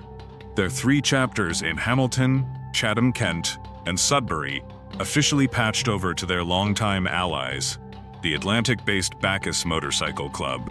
To this day, Bacchus members continue to wear a special Brotherhood patch that honors the lasting bond and the long-standing 1%er alliance they shared with the original Red Devils. Visual identity, trademark enforcement, and support 81. The Red Devils Motorcycle Club has its own identity, but every part of its image is designed to show where its loyalty lies. At the same time, the club has to operate within the strict trademark rules enforced by the Hells Angels Motorcycle Club. In 1966, the Hells Angels officially incorporated their organization and secured trademarks for both their name and the famous Death's Head winged skull logo. Since then, the club has aggressively protected those trademarks, taking legal action against movie studios, clothing companies, and other businesses that used its branding without permission. Because the official Hells Angels patch can only be worn by full-patch Hells Angels members, support clubs such as the Red Devils use their own insignia instead. Their patch features a red devil on the familiar red and white background. Those colors are no accident. Red and white have long been associated with the Hells Angels, who are widely known throughout the outlaw biker world as the Big Red Machine, or simply Red and White. Red Devils members and associates also wear patches that read Support 81 or Route 81. The number 81 is a well-known code for the Hells Angels, with the number 8 representing the letter H and the number 1 representing the letter A. Together, they stand for Hey A. When these patches are worn alongside the diamond-shaped 1%er patch, they send a clear message to rival clubs and law enforcement alike that any move against a Red Devils chapter will be viewed as a challenge to the Hells Angels themselves. The economics of the proxy buffer, narcotics networks, and territory leasing. According to law enforcement agencies and organized crime investigators, support clubs such as the Red Devils serve a much larger purpose than simply backing the Hells Angels. They also help protect the parent club from legal exposure while keeping criminal operations running. As police forces expanded their use of wiretaps, financial investigations, and enterprise conspiracy laws, major outlaw motorcycle clubs adapted by placing another layer between their senior members and day-to-day criminal activity. The buffer strategy and plausible deniability criminologists often describe the relationship between the Hells Angels and the Red Devils as a carefully designed buffer strategy. Instead of personally handling drugs or controlling street-level distribution, full-patch Hells Angels are alleged to operate at a higher level, acting as brokers and wholesalers. Specific territories are then assigned to Red Devils chapters to manage on the ground. Under this system, the Red Devils are alleged to operate as mid-level distributors. Investigators allege they obtain bulk quantities of cocaine, methamphetamine, fentanyl, and cannabis through supply chains linked to the Hells Angels, move those drugs to regional stash locations, and then distribute them to local street gangs and independent dealers. According to investigators, if police successfully carry out a wiretap investigation or a buy-and-bust operation targeting a local drug network, the arrests often stop with the support club. In that way, Red Devils members are alleged to absorb much of the legal risk, creating a layer of separation that helps shield full-patch Hells Angels members from direct physical or documentary links to the alleged criminal activity. Multi-jurisdictional narcotics investigations and seizures. The role of the Red Devils as a support club has been highlighted in several major police investigations across Canada. One of the biggest came after Operation Shark QC in 2009, a large-scale crackdown that targeted the Hells Angels in Quebec. The operation led to the arrest of 156 people linked to the club, including 111 full-patch Hells Angels members. Authorities also seized several Hells Angels properties, including the well-known bunker in Sorel. With many senior members facing lengthy court battles, investigators say the Hells Angels relied more heavily on support clubs to keep their operations running. In Ontario, members of the Carlsbad Springs Nomads chapter allegedly turned to the Red Devils Motorcycle Club to maintain control over local drug routes. During this period, the Red Devils expanded quickly, establishing chapters in Montreal, Ottawa North, Barrie, Toronto, Hamilton, Chatham, and Sudbury. According to investigation records reported by Radio-Canada, the Ottawa North chapter allegedly took over cannabis and methamphetamine distribution throughout the Abitibi-Témiscamingue region along the Ontario-Quebec border. Investigators believe the group filled the gap left after several Hells Angels associates were jailed during earlier police operations. Similar investigations unfolded across Western and Central Canada. During Project Forcetti, a multi-agency operation launched in late 2013, police targeted Hells Angels support networks in Saskatchewan and Alberta. Tactical teams raided clubhouses and private homes as part of the investigation. According to police, those raids resulted in the seizure of more than $8 million worth of illegal drugs. The haul included 5.4 kilograms of methamphetamine, 2.6 kilograms of cocaine, 3,358 fentanyl pills, 107 grams of heroin, 145 pounds of cannabis, and hundreds of prescription opioid tablets. At the same time, the Canada Border Services Agency continued intercepting suspected drug shipments entering the country. Officers at Montreal's Leo Blanchette Mail Processing Center reportedly seized multiple shipments of high-purity heroin hidden inside international freight that investigators alleged was destined for distribution networks in Ontario linked to support club associates. Another major investigation followed in April 2020, when the Royal Canadian Mounted Police carried out a joint operation targeting outlaw motorcycle gang activity in New Brunswick. The investigation ended with the arrests of 2 full-patch Hells Angels members and 2 senior members of the Red Devils Motorcycle Club. Police alleged the 4 men were involved in an organized crime conspiracy connected to multi-kilogram cocaine trafficking, illegal firearms possession, and commercial money laundering. Frontline Violence, Case Studies of the Death Patrol. Within outlaw biker circles, the Red Devils have earned the nickname Death Patrol, a name tied to their reputation for taking on high-risk assignments in support of the Hells Angels. Law enforcement agencies allege that Red Devils chapters had been used as a frontline force in conflicts across North America, Europe, and Australia.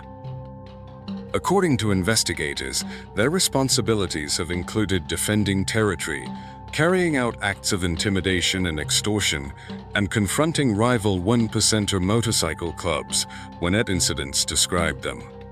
The contrary had no simple one-percenter. The North American front lines, street violence and mass shootings. Across North America, confrontations between the Red Devils Motorcycle Club and rival biker gangs, especially the Outlaws MC, have repeatedly spilled into public view, with several incidents captured on surveillance cameras and investigated by police. One of the most widely reported cases happened in June 2020 in St. Catharines, Ontario. Security cameras outside a convenience store recorded a violent confrontation involving Matthew Quattrochoki, a full-patch member of the Red Devils Hamilton chapter. According to investigators, Quattrochoki attacked an older member of the rival Outlaws Motorcycle Club in broad daylight, striking him several times with a wooden baseball bat while members of the public looked on. He fled the scene, but was arrested soon afterwards. police charged him with assault with a weapon and possession of a dangerous weapon. Investigators pointed to the incident as an example of the Red Devils allegedly acting as frontline enforcers in disputes involving territory associated with the Hells Angels. Police investigations in the United States had also uncovered large weapons caches linked to Red Devils chapters. In September 10th, federal and state officers raided the Cape Fear chapter clubhouse in North Carolina. During the operation, authorities arrested chapter president Larry Roney. Capps Jr., after seizing 50 firearms, including handguns, assault rifles, and a sawed-off double-barrel shotgun that was legally classified as a weapon of mass destruction under U.S. South law. Investigators also recovered commercial quantities of powder cocaine. Capps was later indicted on 6 cocaine trafficking charges, 5 counts related to manufacturing controlled substances, and multiple felony firearms offenses. Federal investigations intensified again in March 2013 when agents carried out coordinated raids on Hells Angels and Red Devils locations in Lynn and Byfield, Massachusetts. Several members were arrested and later indicted on federal charges that included kidnapping, mayhem, illegal firearms possession, and organized extortion.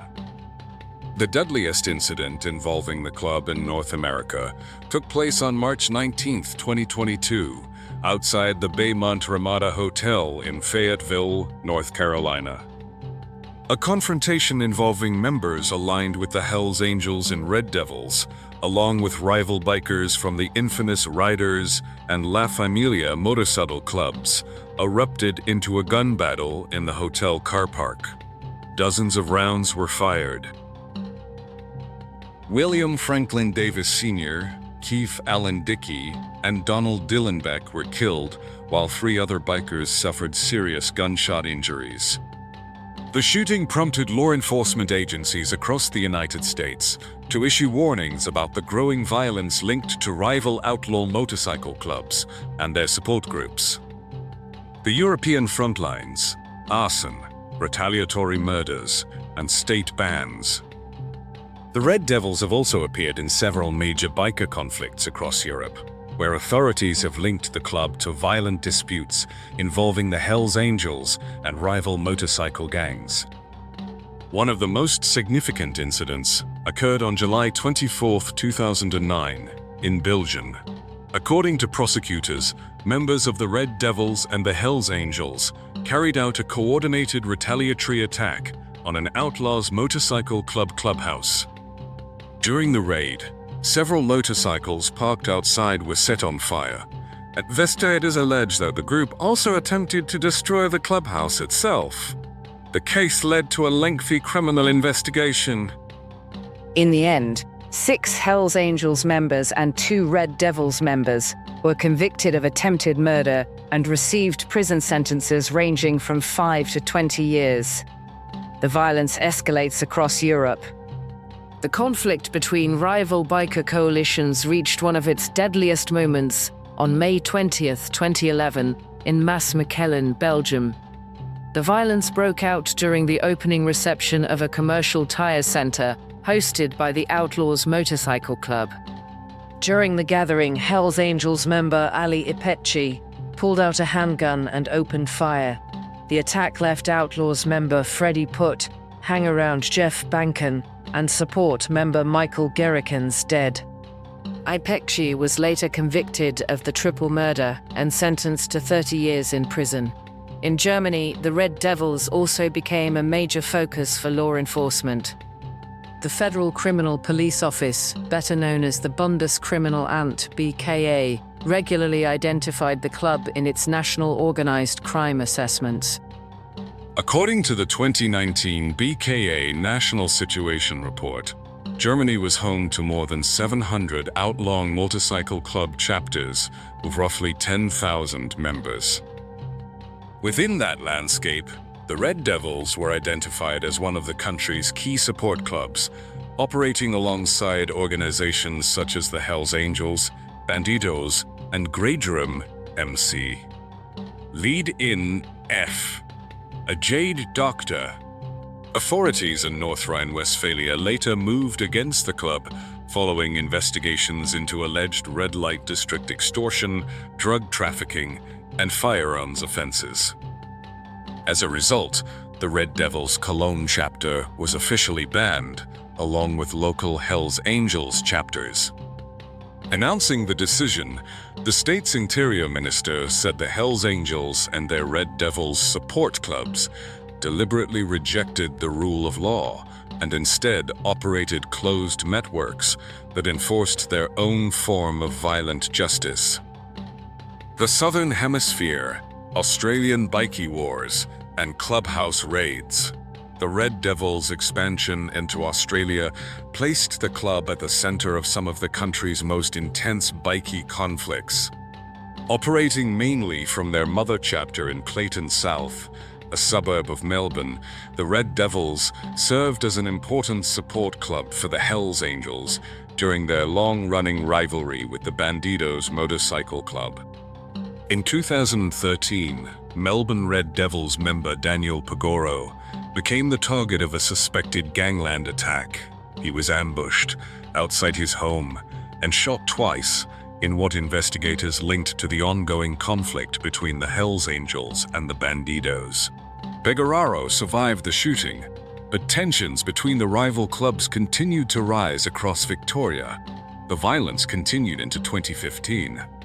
After a series of drive-by shootings targeted the Red Devils Cloud House in Clayton South, the Victoria Police Gangland Task Force launched a tactical raid on the heavily fortified property in March of that year.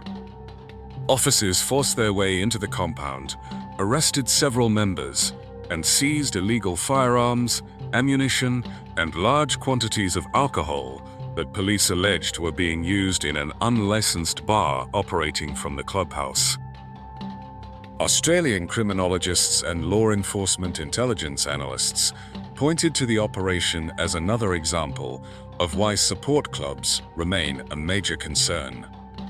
Although they often attract less public attention than larger outlaw motorcycle clubs, investigators argue they can still play a significant role in organized criminal networks while operating largely out of the spotlight.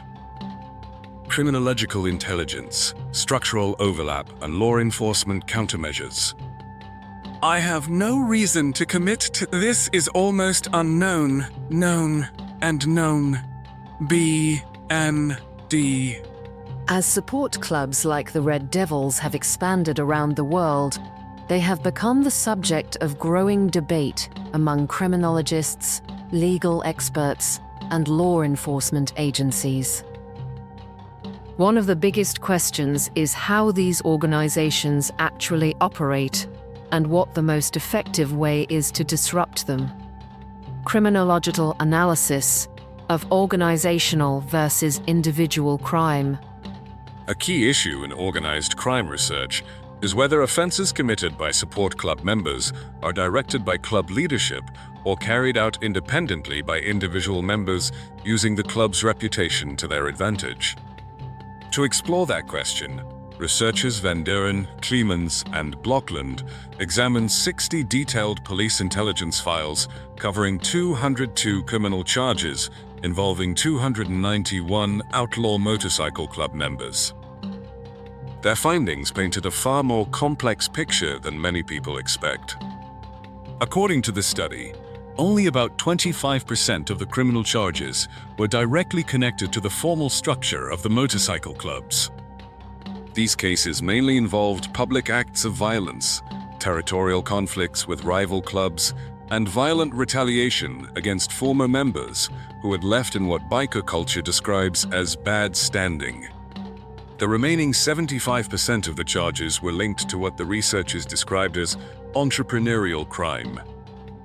These included offenses such as drug trafficking, fraud, and illegal firearm sales, which were allegedly carried out by individual members or small groups acting for their own benefit, rather than under direct organizational control.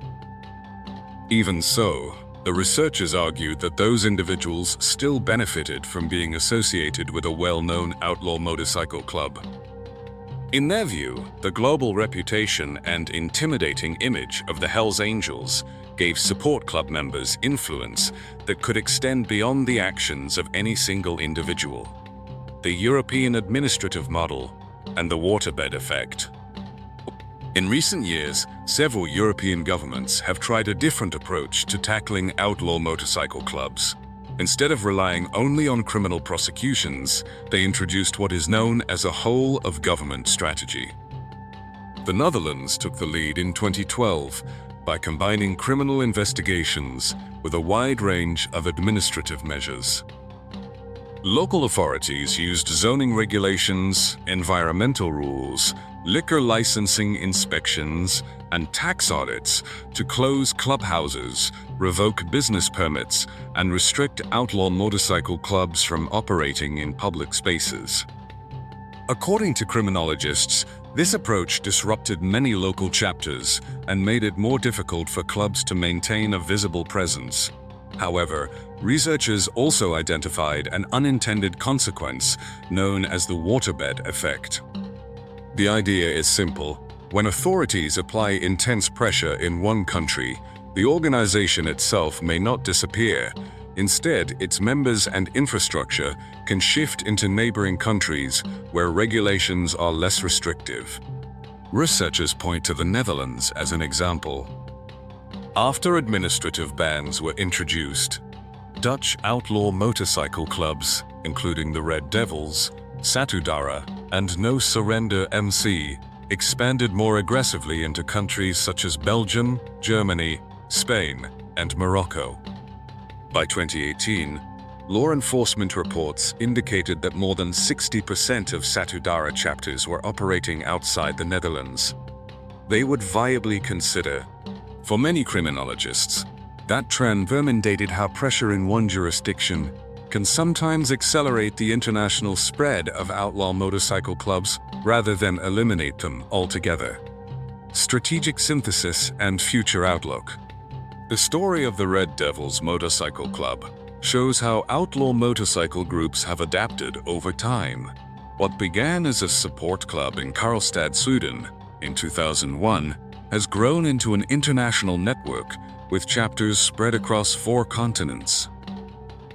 According to law enforcement and organized crime researchers, the club's role as a support organization gives the Hells Angels a structure that helps balance territorial influence with reduced legal exposure.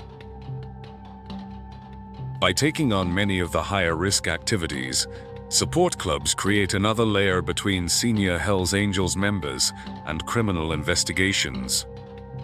Looking ahead, many investigators believe the success of future operations against outlaw motorcycle gangs will depend on how effectively authorities can break through this support club structure. Arresting lower-level members can disrupt local activities and limit short-term operations, but on its own, that approach rarely threatens the finances or long-term stability of the parent organization. Because of that, law enforcement agencies in several countries are increasingly relying on coordinated international investigations. By combining cross-border intelligence sharing with racketeering and organized crime prosecutions, investigators are attempting to treat support clubs and their parent organizations as parts of a single criminal enterprise. The goal is to determine whether senior leaders can be held legally responsible when crimes are allegedly carried out by members of affiliated support clubs. Whether these strategies ultimately succeed remains to be seen. For now, the Red Devils Motorcycle Club continues to. According to investigators, the club remains active on the front line of biker conflicts, serving as an enforcement arm, a mid-level distribution network, and a group often referred to within outlaw biker circles as the Death Patrol. The Cossack Motorcycle Club grew from just 6 riders into a brotherhood of nearly 900 members. But one decision, to wear the powerful Texas bottom rocker, ignited a deadly war with the Bandidos Motorcycle Club. The rivalry reached its brutal peak on May 17, 2015, at the Twin Peaks restaurant in Waco, where 9 bikers were killed, around 20 were critically injured, and 177 people were arrested. This is the truth behind the Cossack Patch. Sociological framework and subcultural context. To understand the Cossack Motorcycle Club, you first have to understand the world it came from. Motorcycle clubs in the United States have long been one of the most tightly organized and distinctive subcultures in the country.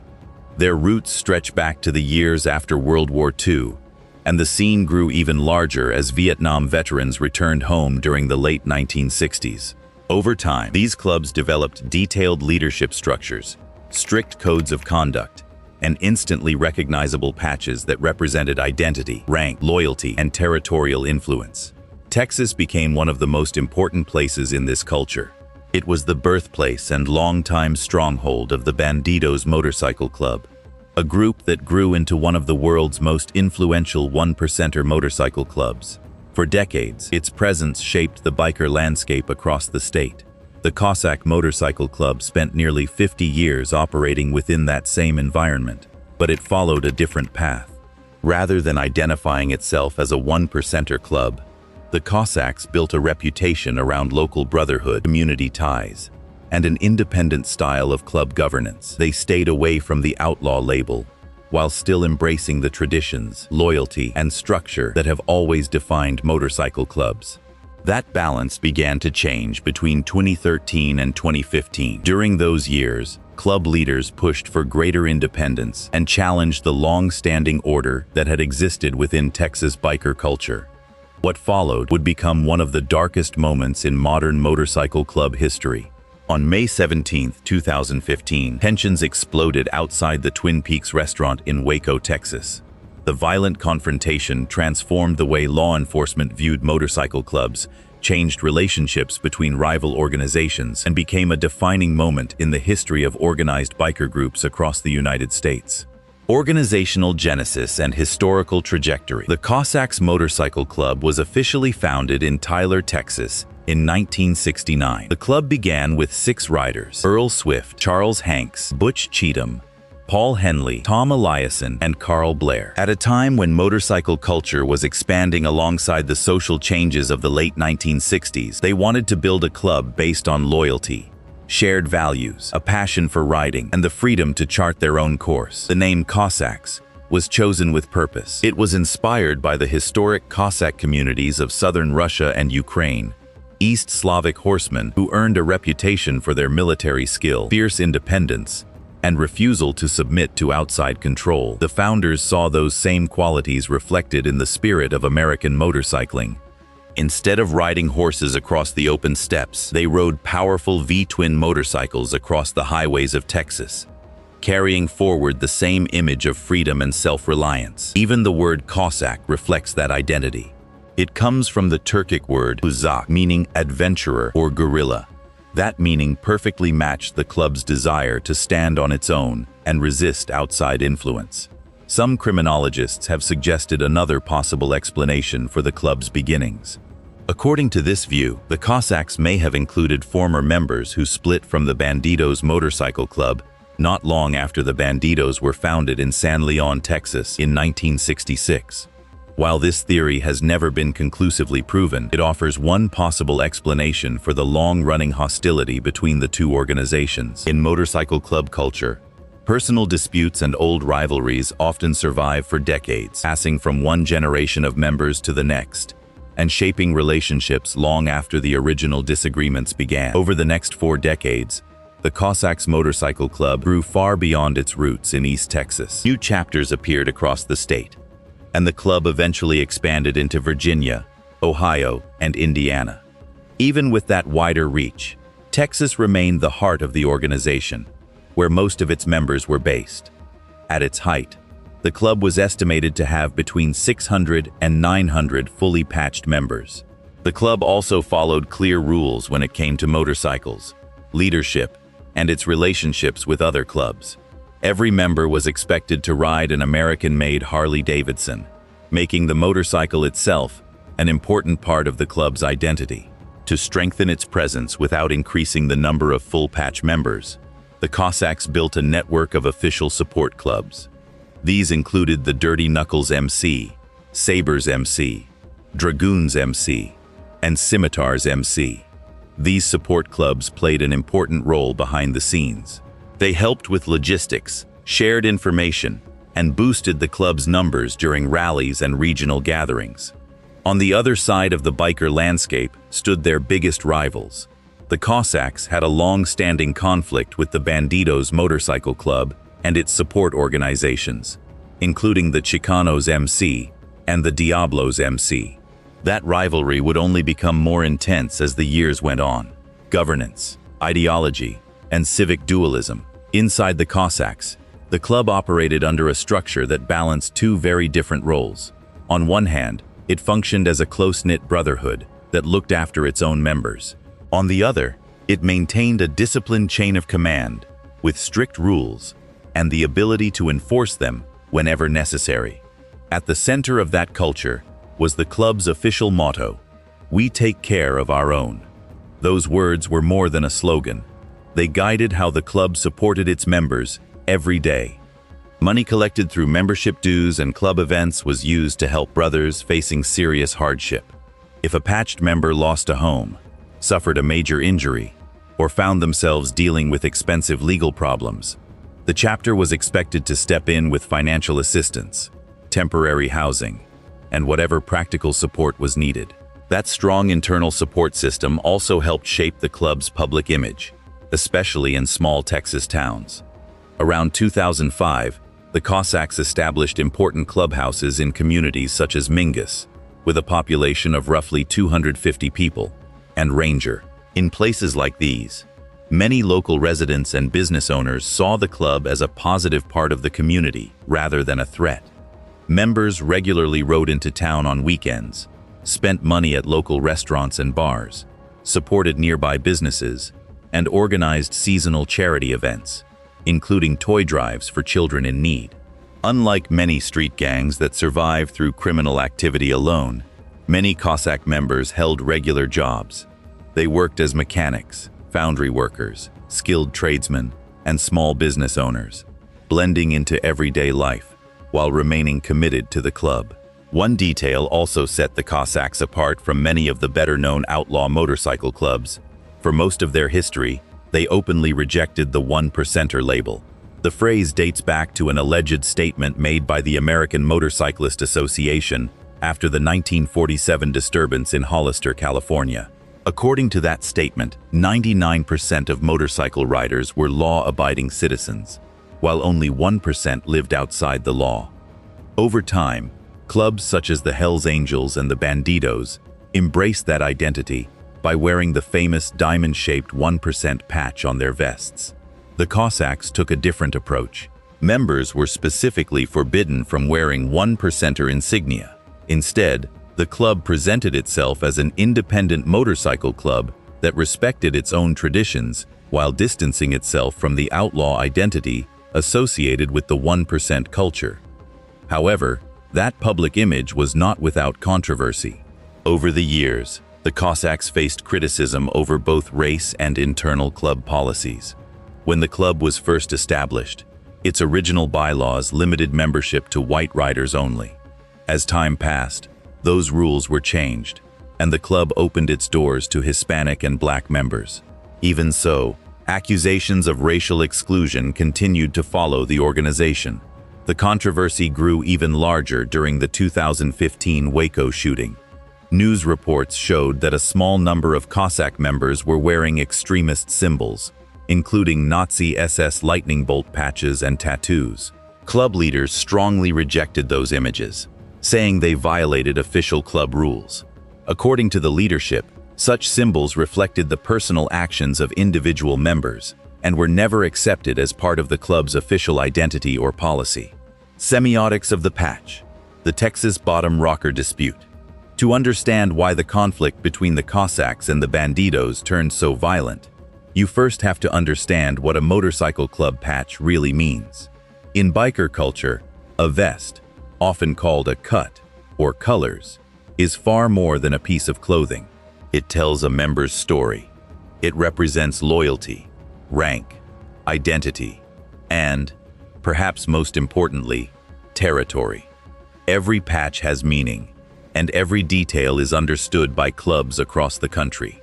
A traditional full patch design is made up of 3 separate pieces. The top rocker is the curved patch across the shoulders that displays the club's official name. The center patch carries the club's main emblem or logo. For the Cossacks, this features a stylized East Slavic warrior holding a scimitar, reflecting the club's chosen historical symbol. The bottom rocker is the curved patch beneath the emblem, showing the geographical area the club claims as its home territory.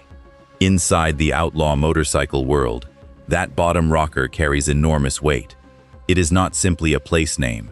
It is a public declaration of who controls that territory. Since the late 1960s, the Bandidos Motorcycle Club had enforced an unwritten rule throughout Texas.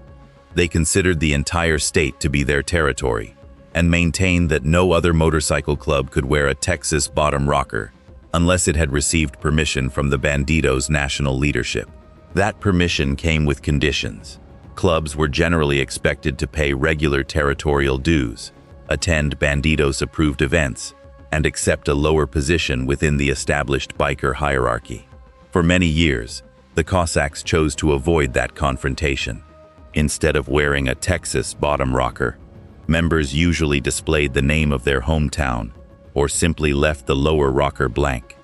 This allowed them to preserve their own identity while avoiding a direct challenge to the Bandidos' long-established claim over Texas. Everything changed around 2013. As the Cossacks continued to grow and frustration with Bandidos' influence increased, the club's leadership decided it was time to stand completely on its own. Without asking for approval, and without paying territorial dues, they began producing and issuing Texas bottom rockers to their members. Within the biker world, that decision carried a message that everyone understood. By wearing Texas on their backs, the Cossacks were no longer recognizing the Bandidos as the state's dominant motorcycle club. They were declaring themselves an equal force with an equal right to claim Texas. For the Bandidos, allowing that challenge to go unanswered was never an option. Their leaders believed that if the Cossacks wore the Texas rocker without consequences, other clubs would soon follow. The authority the Bandidos had built over decades could quickly begin to unravel, encouraging similar challenges across the state and weakening their position within the outlaw motorcycle club hierarchy. Escalation kinetics. The path to Twin Peaks, 2013 to 2015. When the Cossacks decided to wear the Texas bottom rocker without the Bandidos' approval, the reaction was immediate. What had started as a disagreement over territory quickly turned into an escalating conflict that lasted for roughly 18 months. According to federal wiretap evidence and intelligence gathered by Texas law enforcement, senior Bandidos leaders formally declared what they described as a state of war against the Cossacks. The first major act of violence came in November 2013. Outside a local business in Abilene, the president of the Bandidos Abilene chapter allegedly ambushed 2 Cossack members. One of those injured was the president of the Cossacks Mingus chapter. Both men were stabbed during the attack. It was a turning point that showed the rivalry had moved far beyond threats and intimidation. The conflict had become physical. As 2015 began, tensions only continued to rise. Bandidos National Vice President John Portillo reportedly issued internal instructions directing members to confront Cossacks whenever they encountered them. Members were told to strip rival riders of their vests, a practice commonly known as cutting their patches off, and to reclaim control of disputed highways and gathering places. Within the club, these organized patrols became known as fishing trips. The Cossacks answered by changing their own approach. Rather than avoiding confrontation, they began mobilizing both their full-patch members and support clubs. Large groups of riders traveled together, many reportedly carrying weapons, and they made it clear they would no longer retreat when challenged by the Bandidos. The violence reached another level on March 22, 2015. In Gordon, Texas, Cossack rider David Young was reportedly ambushed by a group of Bandidos. Investigators say he was forced off his motorcycle before being beaten with a claw hammer. Only hours later, the Cossacks struck back. In Lorena, Texas, a lone Bandidos rider was reportedly forced off the road and assaulted with chains, batons, and brass knuckles. By that stage, both sides had abandoned any hope of resolving the dispute peacefully, and each new attack was quickly followed by another. The growing violence also caught the attention of state authorities. On May 1, 2015, the Texas Department of Public Safety issued an intelligence bulletin to police agencies across the region. The warning stated that tensions between the Bandidos and the Cossacks had reached a critical point, and that a major confrontation was expected in the near future. Tactical reconstruction of the May 17, 2015 Waco shootout. Just over 2 weeks later, those fears became reality. On Sunday, May 17, 2015, the long-running territorial dispute erupted at the Twin Peaks restaurant inside the Central Texas Marketplace shopping complex in Waco, Texas. The restaurant had been chosen as the meeting place for the Texas Council of Clubs and Independents, TCC, an organization that represented motorcycle clubs on legislative issues, including riders' rights, helmet law reform, and motorcycle safety. Although the TCC officially remained neutral, the gathering was expected to attract a large number of Bandidos members, along with their affiliated support clubs. But events took an unexpected turn early that morning. A large group of Cossacks arrived first, accompanied by members of their support clubs, including the Scimitars, Dirty Knuckles, and Dragoons. By approximately 11:30 a.m., more than 70 Cossack members had taken over the restaurant's outdoor patio and parked their motorcycles in highly visible positions throughout the main parking area, establishing a strong presence before the Bandidos delegation reached the venue. Law enforcement was already preparing for the possibility of trouble. After receiving advance intelligence that violence could break out, authorities organized a joint surveillance operation around the restaurant. The security detail included 18 officers from the Waco Police Department and 4 Texas Highway Patrol troopers, several of whom were equipped with select-fire 5.56 NATO patrol rifles as they monitored the gathering from positions surrounding the restaurant. The shootout unfolds everything, fell apart in just a few minutes. Between 12:24 p.m. and 12:30 p.m., the situation spiraled from rising tension to a deadly gun battle that would become one of the darkest moments in American motorcycle club history. 12:24 p.m., a convoy from the Bandidos Dallas chapter, led by chapter president Christopher Jake Carrizal, arrived at the crowded Twin Peaks parking lot. By the time they got there, the main motorcycle parking area was already filled with Cossack riders. The atmosphere turned tense almost immediately. 12:26 p.m. As Carrizal rode through the parking lot, a confrontation broke out involving Cossack member Jacob Rattlecan Rhine. Witnesses later gave different accounts of what sparked the dispute. Some believed it started over a parking space. Others claimed a motorcycle tire intentionally struck someone's foot, while others said the argument began with insults over club patches. Whatever the trigger, the situation quickly slipped out of control. 12:27 p.m. The shouting turned into a fight. Security cameras captured members of both clubs rushing toward the confrontation. Punches were thrown, but it didn't stop there. Brass knuckles, batons, and knives were pulled as the violence spread through the parking lot. 12:27:30 p.m. Seconds later, gunfire erupted. Members from both sides reportedly drew concealed handguns from holsters, waistbands, and motorcycle saddlebags. The exchange of gunfire quickly spread from the parking area to the outdoor patio, sending people scrambling for cover. 12:28 p.m. Watching armed men exchange gunfire in the middle of a busy shopping center, officers positioned around the restaurant moved in. Waco police officers and Texas Highway Patrol troopers opened fire with their patrol rifles, aiming to stop the active shooters and bring the situation under control. The entire gun battle lasted less than 3 minutes.